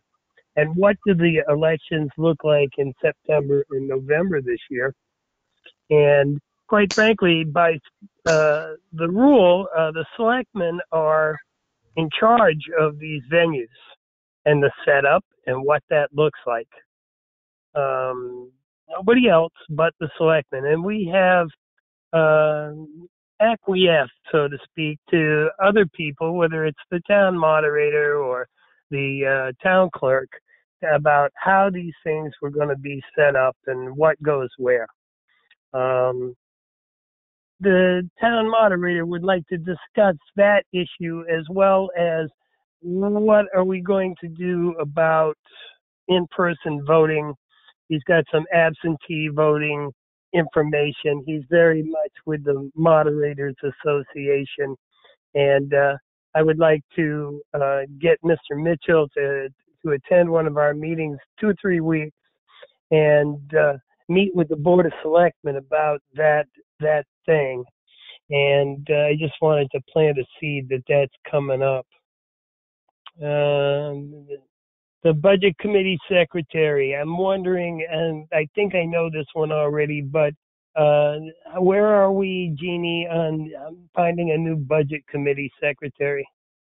So based on my last conversation with the board last week, you have all, with the exception of one, I think, selectman, but all have signed off on the job description. Tim posted it on the website today along with the ad, and it will be posted tomorrow inside the building. So based on the conversation we had, it's being posted internally per the hiring policy, and it will be posted on NHMA tomorrow. I have also sent a copy. I have also sent a copy of the Budget Committee Secretary job description and the ad to the current Vice Chair of the Budget Committee to make him aware of what's going on. Okay, thank you very much for that information. Point of order, Mr. Chair. Yep. Peter Fogg. Yeah, on any job descriptions and all, to keep it clear for the public, shouldn't the date of the form match the meeting date when we actually approved said descriptions? Jeannie? Tim printed that out. That was printed out yesterday, sent out yesterday for the board to sign. But if you remember last week at your meeting, you approved you approved it at last week's meeting. So if there was any date. So that's the date that should be on. Jeannie? If Peter would like us to change the date to last week's meeting, we can do that. If that's the will of the board, if the rest of the board agree with that, we are happy to do it. All I'm looking for, Joe, is consistency. We voted on a Thursday night, then it should have a date of the Thursday night it was approved. That's all. That way, if anyone wants to check, it's even faster to find it in the minutes. Peter, I have a question about that. Would it be the date that we said yes or the date that we signed it that it would take effect? The date we said yes. Okay, then let's change it to the date we said yes. Ask a question. Pat? Jeannie, did we get a ruling on from NHMA on the hiring policy versus the? Have not heard back yet. Thank you. Okay. We have information back from the Northfield Selectmen that they have approved the placement of the granite bench in honor or memorial to Chris Meinhof. And I don't know if we took an official vote, if we need to take an official vote. I know we sent it over to Northfield and they approved it. No, I actually think you all agreed to it last week, contingent on Northfield. Well, I agree to it. I just want to make sure that it's done properly. That's all. Okay, if you're comfy, I'm comfy. I went to a sewer meeting on Linden Avenue on the 27th. I was there as an observer. And I got to tell you, under very difficult circumstances, to say the least, The chairman, Fogg of the Sewer Commission, did an outstanding job at moving that meeting forward and trying his best to hit all the bases. And I just want to say I think that was an amazing thing out in the middle of the street, Peter. Good for you, buddy. Now, next thing is I would like to read a series of things for the record. 1. Residents who need assistance in any area, including COVID-19 related issues, should dial 211. 211 is the connection for New Hampshire residents to the most up-to-date resources they need from specially trained information and referral specialists. 2. Due to COVID-19 and the need for some social distancing, we have directed our Department of Public Works to hold off on putting out the benches in town. As soon as it is determined to be safe, the benches will go out. Additionally, spring cleanup has been postponed indefinitely. 3. All town buildings remain closed to the public until May 4th, and it looks like that closure may be extended. We are expecting to hear from the governor tomorrow, and it sounds like the stay-at-home order will be extended. For up-to-date information, visit our website at tiltonnh.org. 4.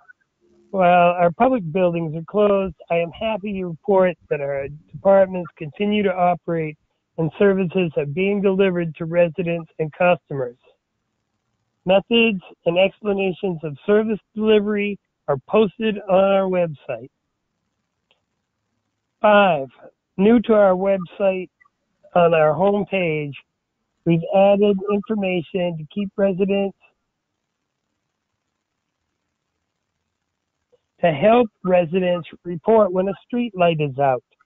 Just click on Eversource and it will pull out the street light repair form to complete. 6. Eversource will be performing work in Tilton. They have 2 scopes of work that are impacting Tilton in April and May. Eversource mailed the letter to property owners around the L176/J125 transmission line. This corridor is the one that connects Webster Substation and Laconia Substation. It is located in the towns of Franklin, Tilton, Belmont, and Laconia. Okay, that concludes my section of the program. Is there any input from the public? Questions, concerns for any of the selectmen or anybody else in attendance?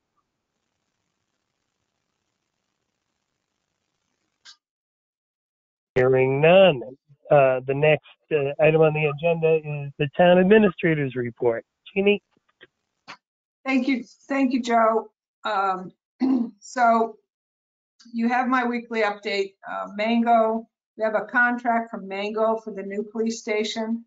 Primex has reviewed it, and Tim and I talked about it today. We'd like to have the attorney review it as well, and we need your approval for the expenditure. And I think that doesn't require, you don't have that up for an e-signature, it just would be a vote.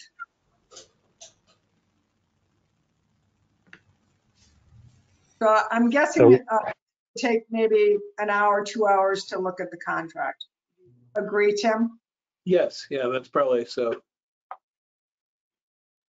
Because what happens, just so you know what happens, is Primex looks at all our contracts, and sometimes they can be a little overzealous, and our attorney can look at it and make sure that we're being appropriately covered. Would you agree with that assessment, Tim? Yes, because part of their review is making sure they're not on the hook for anything. in terms of insurance. So, so I think it makes good sense to use an attorney on some of these, and this is one of them. Okay. I would ask at this point, Pat Constantino, do you have any input? No input. I'm okay with that. Peter?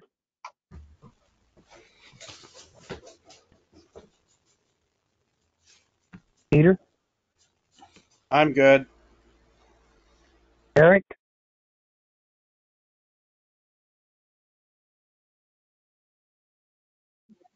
I'm Eric? good.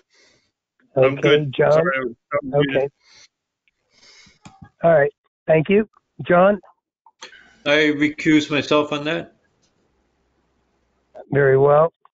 My question would be, don't we have an attorney that works for the town on some level? Is this out of his area of expertise, Tim? Yeah, I would say this really should go to Attorney Radigan, who's worked on some of these other contracts for this project. Okay, that's my question. I'll make a motion to retain Attorney John Radigan for a period of time not to exceed 2 hours to look over these contracts for us. Is there a second? Why are we putting a time limit on that, Joe? Because I don't want him. Tim said 2 hours. It might take 2 hours, and I don't want to have a 5-hour bill. But it might take 2 hours and 15 minutes. We don't know that. I'm not going to second that for that. Jeannie was the one that mentioned 2 hours. I thought based on the work that, all the other work that he's done on the contracts and looking at the Mango contract, that it should only take him about 2 hours. But, to Pat's point, it may take 2 hours and 15 minutes. One thing I am sure about with John Radigan is he is very, my opinion, with my experience with the contracts, he's very efficient with his time. Very conscientious. Okay. I agree. Yes, thank you. Okay, I would change my motion. I would withdraw the original motion, and I would make a motion to retain Attorney Radigan to go over these contracts for the Board of Selectmen. Is there a second? Constantino, second. Is there discussion? Peter? I'm good. Eric? I'm good. John? Recuse. Pat? I'm good. And me, I love lawyers. So, hearing no other comments, I will take a roll call vote. Constantino? Constantino, yes. Yes. I am a yes. Eric? Ira, yes. John?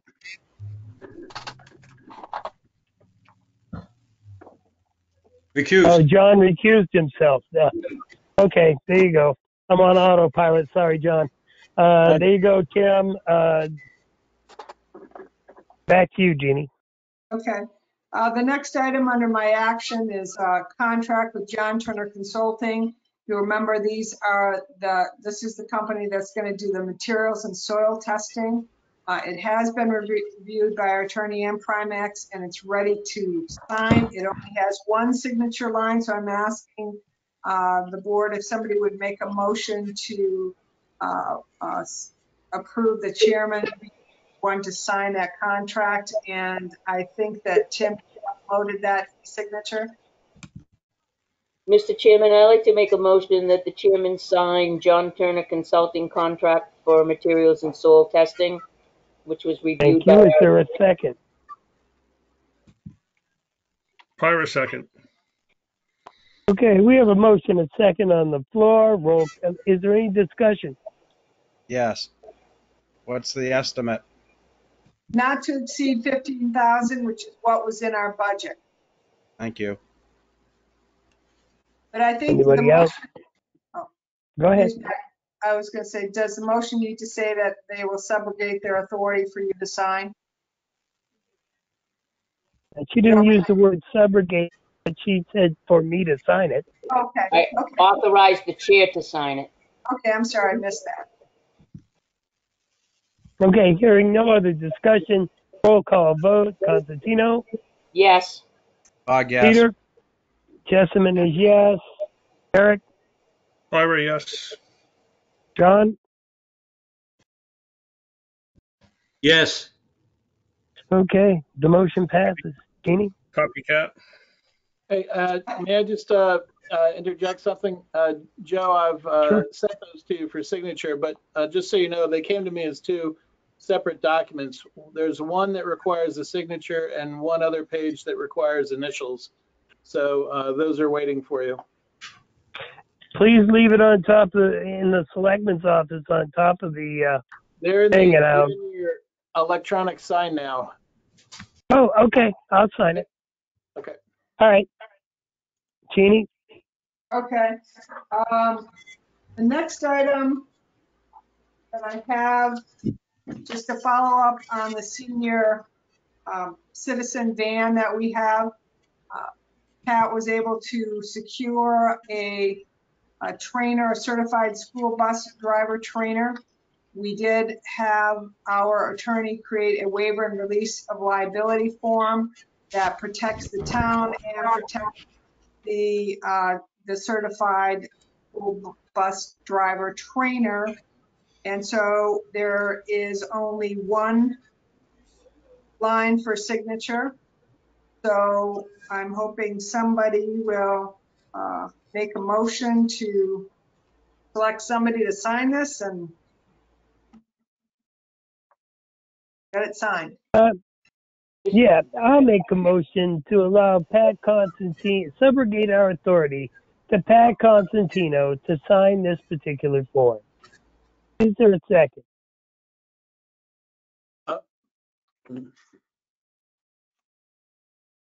Is that somebody seconding? Pyra second. There you go. All And right. I would Is just there say, any? oh, I'm sorry, and Go Pat, ahead. if you can Nope. come in tomorrow to sign it. May I just say I did prepare the document for signature, but I was I told to said do it. that's why she's coming in tomorrow. Okay, you guys all squared away? Excellent. Hearing no other discussion, roll call vote. Constantino? Yes. Yes. Hogg? Jessamine, yes. Pyra? Ira, yes. Scanlon? Yes. Thank you very much. Jeannie, back to you. Okay, so I'd like to get the board's permission to research a grant opportunity to look at, it's a historic resource grant to look at assessing and restoring the historic bridge that goes from Tilton over to the island.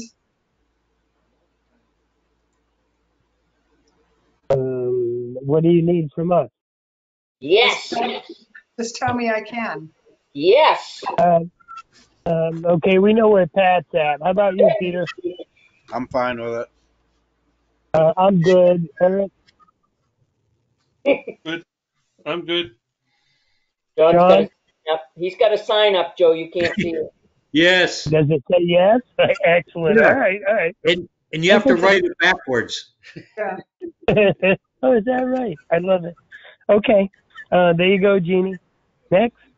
The next item is from an update to the board from NHMA. So there was a meeting, a call this morning with the governor. The COVID-19 numbers are improving every day, but they're not significantly better. There is concern about New Hampshire's proximity to Massachusetts due to their very high numbers. But the New Hampshire healthcare system is holding up well, and there's plenty of capacity. You probably heard there are new testing locations that are up and running. Anyone who has symptoms should be tested. It was acknowledged that there's some confusion about the expiration date of the state of emergency and of the emergency orders. The state of emergency, just so you know, has to be updated every 21 days, and the governor will keep doing that indefinitely.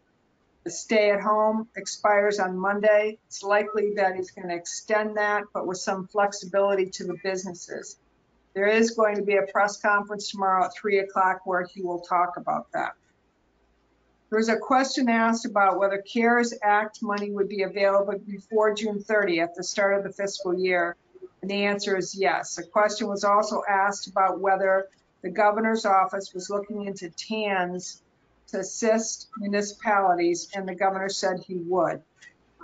As a side note, the NHMA is working with the Bond Bank, DRA, and the state to push for the state to implement authority needed to allow municipalities to access the Federal Reserve's municipal liquidity facility.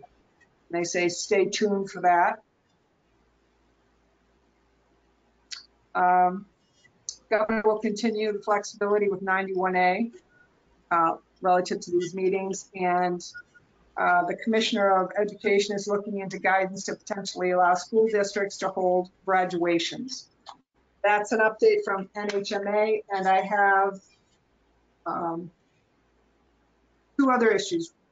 The first is Eric had asked last week about there's a stop sign on his road, a 20-mile-an-hour, I think, speed limit sign that he would like to be moved so there would be easier, I think, parking on the street. And when he sent that in, I explained to him that just based on my experience with this board, that one, it's something that the whole board's going to have to weigh in on. Two, they most likely are going to ask the chief and the DPW director to weigh in.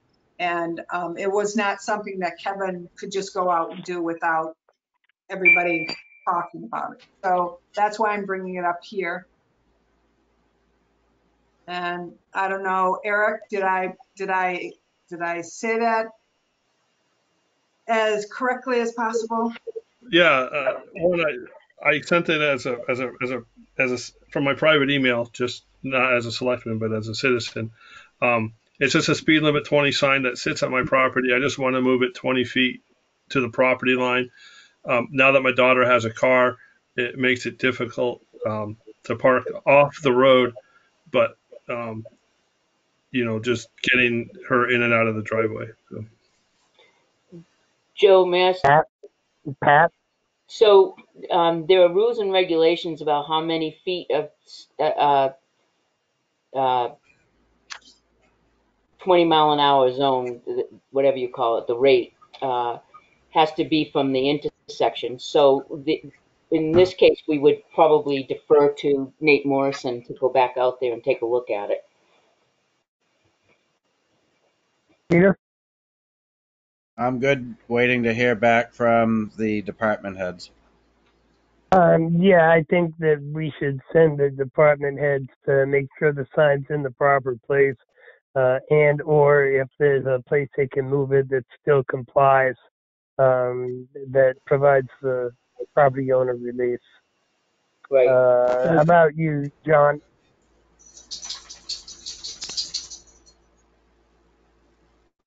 John? Can't hear you. Got your mic off. We can't hear you, John. Yeah, it took a There you second. go.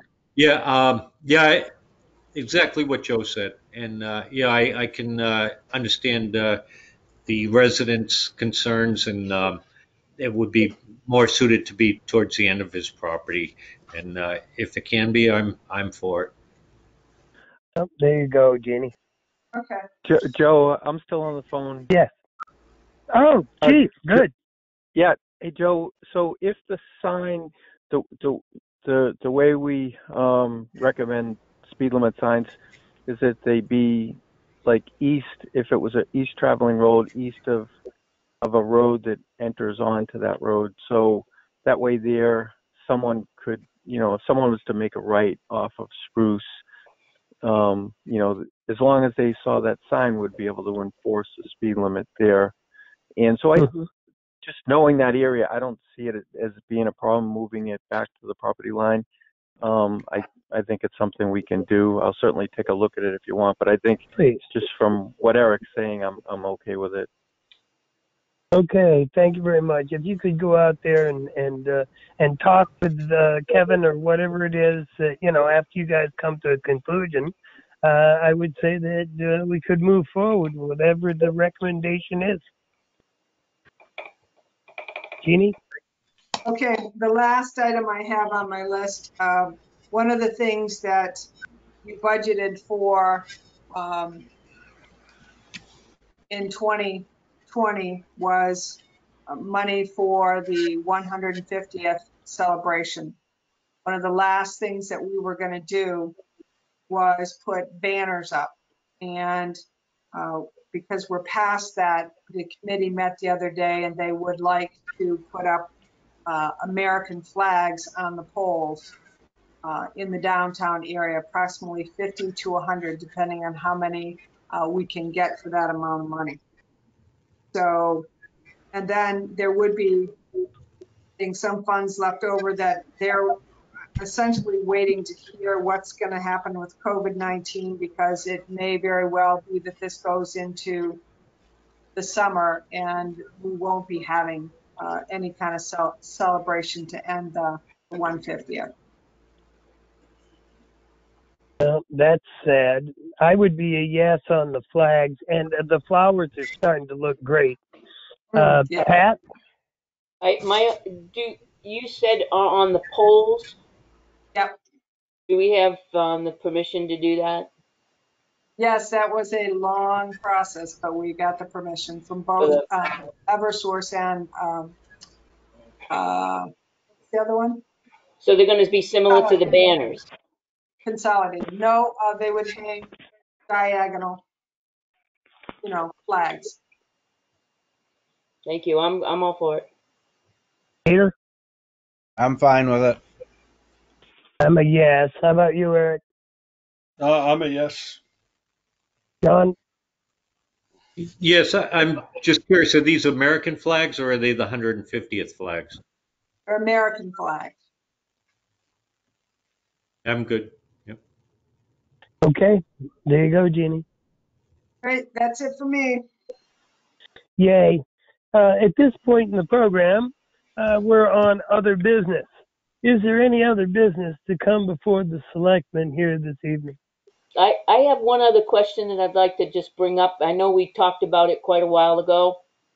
Mm-hmm. And now that I know that the stealth chief is on, we can bring it up again. We talked about trying to engage the residents, and I know it's COVID, so we might not be able to do it, but making the Memorial Day parade bigger than just 15 people engaged in it as a bigger tribute to our veterans. Usually it's just the American Legion and a couple of police cars, and that's it. And it's kind of sad. We talk about it every year, and now it's come up. Now it's become made. So we really should get on it if we're going to do anything. Keith? Yeah, I agree, Pat. And I almost think it would take just a small committee of people to put some ideas together and maybe reach out to different organizations like we do with the Old Home Day Parade, invite the National Guard and see if the Veterans Home wants to partner with us on it. And I'm certain that we could do it. I'm not sure what it's going to look like, with COVID. I agree. I would hope by then that loosen the restrictions where we can have some sort of nice parade for them, because I know it's important to them. Who's in charge of that parade usually, Chief? That So you or VFW? Actually, no, usually it's VFW, and they just reach out to us, and I reach out to the fire department. That's kind of been the past practice of putting that together. It hasn't, that I know of since I've been here, it hasn't had like a little committee to put it together. But, I think that might be a good idea. If Could not, you reach out to the... Oh, go ahead. Yeah. I was just gonna say I could work with with Jeannie and the fire chief and Kevin and try to build it collectively amongst the four of us, or we could have a small committee to grow it. But I think it would be great. Some communities do a much bigger parade than we do. Well, and Well, if we could get the flags up by then, that'd be great. yay. As a veteran, I would love to go down and be in the parade. And if the VFW ordinarily ramrods this, would you be willing to? We've got four people to work on it here. Can you reach out to VFW like in the next little while and tell them about our efforts and coordinate with them so it can be more of a parade to celebrate the veterans? I will, absolutely, Joe. Yeah, I'll reach out to him tomorrow. Yay. I have a question or a comment that the high school band has also participated in this the last few years. That they seem to have not mentioned in this. Yeah, and I'm glad they are participating. Well, yay, and hopefully they'll still be able to participate even though school is null and void at this point. But that's something you can find out by calling around. I'm sure talk to Kirk or the superintendent or whatever. So, Okay. So are you planning to try to have a Memorial Day parade? Is that what I understand? I just wondered because they've canceled the Old Home Day parade, and so I just was curious. Are you talking about an actual parade at the end of May? Kinda. Yeah.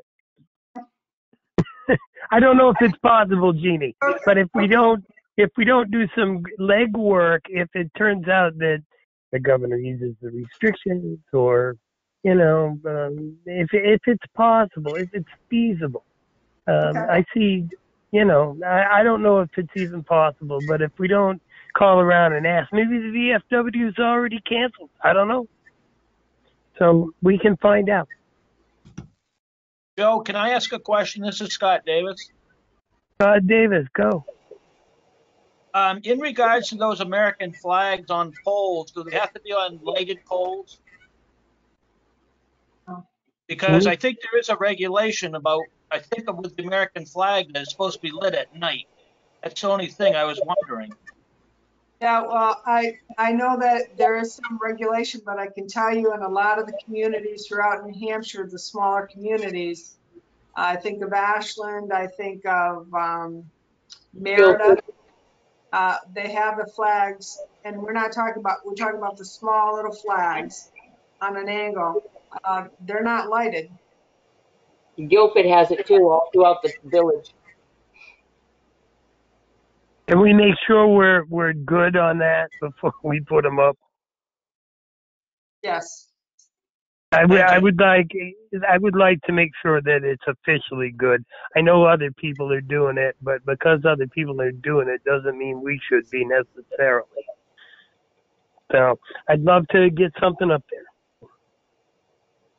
Okay, Jeannie, is there anybody who has any other business to come before the selectmen this evening? I do. Okay. Can you hear me? Yeah. I can hear you.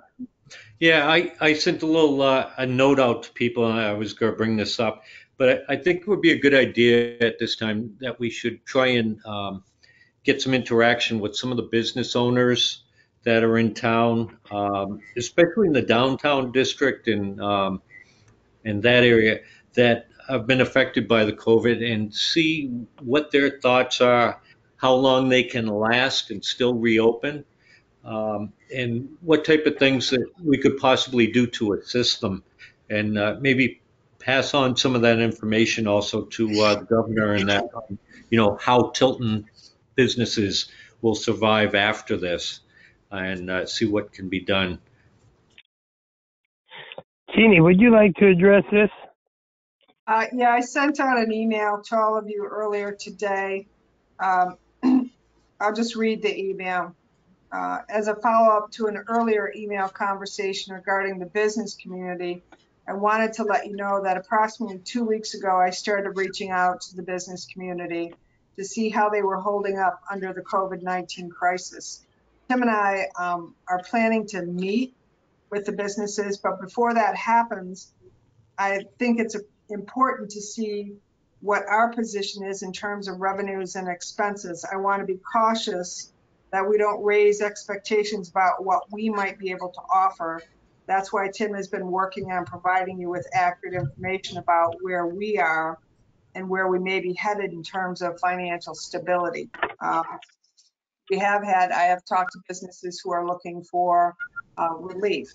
I think it would be premature for this board to have that discussion until we know where we're at. And my experience working with the business community is that they are adverse to publicly sharing their financial situation. So I'm not sure you get many businesses falling into a selectmen's meeting to tell you their situation. That's just never been. When I was a Main Street director and I walked business to business, I couldn't get them, to tell me, because it's just something they hold very close to the vest. And the other thing I mentioned in the emails, I think you want to be cautious about this, how you proceed, given the recent revaluation where the business community saw a lesser increase in value than the residential, that were not viewed as favoring one property owner over another.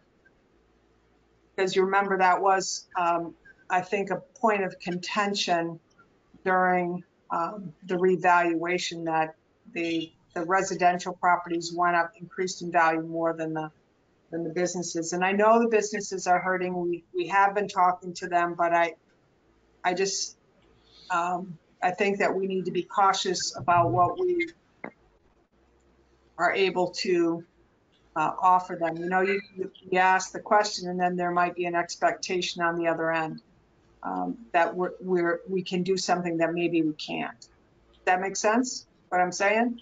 Anyone? John? It's just to show them that we do care and that we're concerned about them, and it's at least show our interest in it, and that's just, we'll get their temperature a little bit so that we aren't too surprised on this, and make sure that they are able to look into any funds that they can get for relief through the federal government or the state, to make sure that they're aware of that. And it's not to reach out and offer them anything. It's just to let them know we care. That's all I was thinking. And to that end, as I said, a couple of weeks ago, I actually had this conversation with one of the business owners about getting together some of the businesses and bringing in the federal delegation so that they could hear specifically about what was and provide that information to the businesses. We're just not there yet. Okay. Is there anybody else that has anything? Is there anybody? All right, Eric. I actually ran into Dennis Gaudette this morning, and he had received a compliment from some of the people involved in the Honda project, that how far ahead Tilton is in terms of all this online meeting things, and where these guys are going into all these different towns, and they're so far behind and not able to do that. And I think it's just kudos to the people that are doing all this, Tim and Jeannie. Just a big thank you, because we're shining in a dark environment right now, and it's good that we're seem to be ahead of everyone else in terms of the technology out there right now. So that's all. Kudos. Yay, I second that. Yay, Yeah, Tim. bravo. Is there anybody else? Motion. Hearing no one. Wait. I got one. Sorry. I'm like 5 hours Jump right in there. Sorry. Only because I couldn't think. Pat, you had said that one of the monuments in town had the signs in front of it. Yeah. What, The and veteran- is that the one that we drive around? Is that the veterans one? Yes. Okay, so as I came through town about a half hour ago, they were there. The signs were back. So just to let you know. They I haven't don't been moved think- yet, right, Pat? I don't think that they were removed yet because Gail was going to ask Kevin to just put them in the trough for temporarily. Oh, okay. Well, Yeah, well, so I think maybe that might be tomorrow. okay. Well, I'll shut up now. Yeah, no, No. it's valid because it's. You have a it's- question, ask your question. Yeah. Okay. Now, is there anybody else? Motion to adjourn. Come on. Is there a second? Ira second. Yeah, excellent. Roll call vote. Pat, Constantino, yes. Peter, Todd, yes. Jessamine is a yes. Pyra. Ira, vote with your finger. Yes. Uh-huh. Scanlon. Yes. Thank you all and have a pleasant evening. Bye-bye. Bye. Bye. Bye.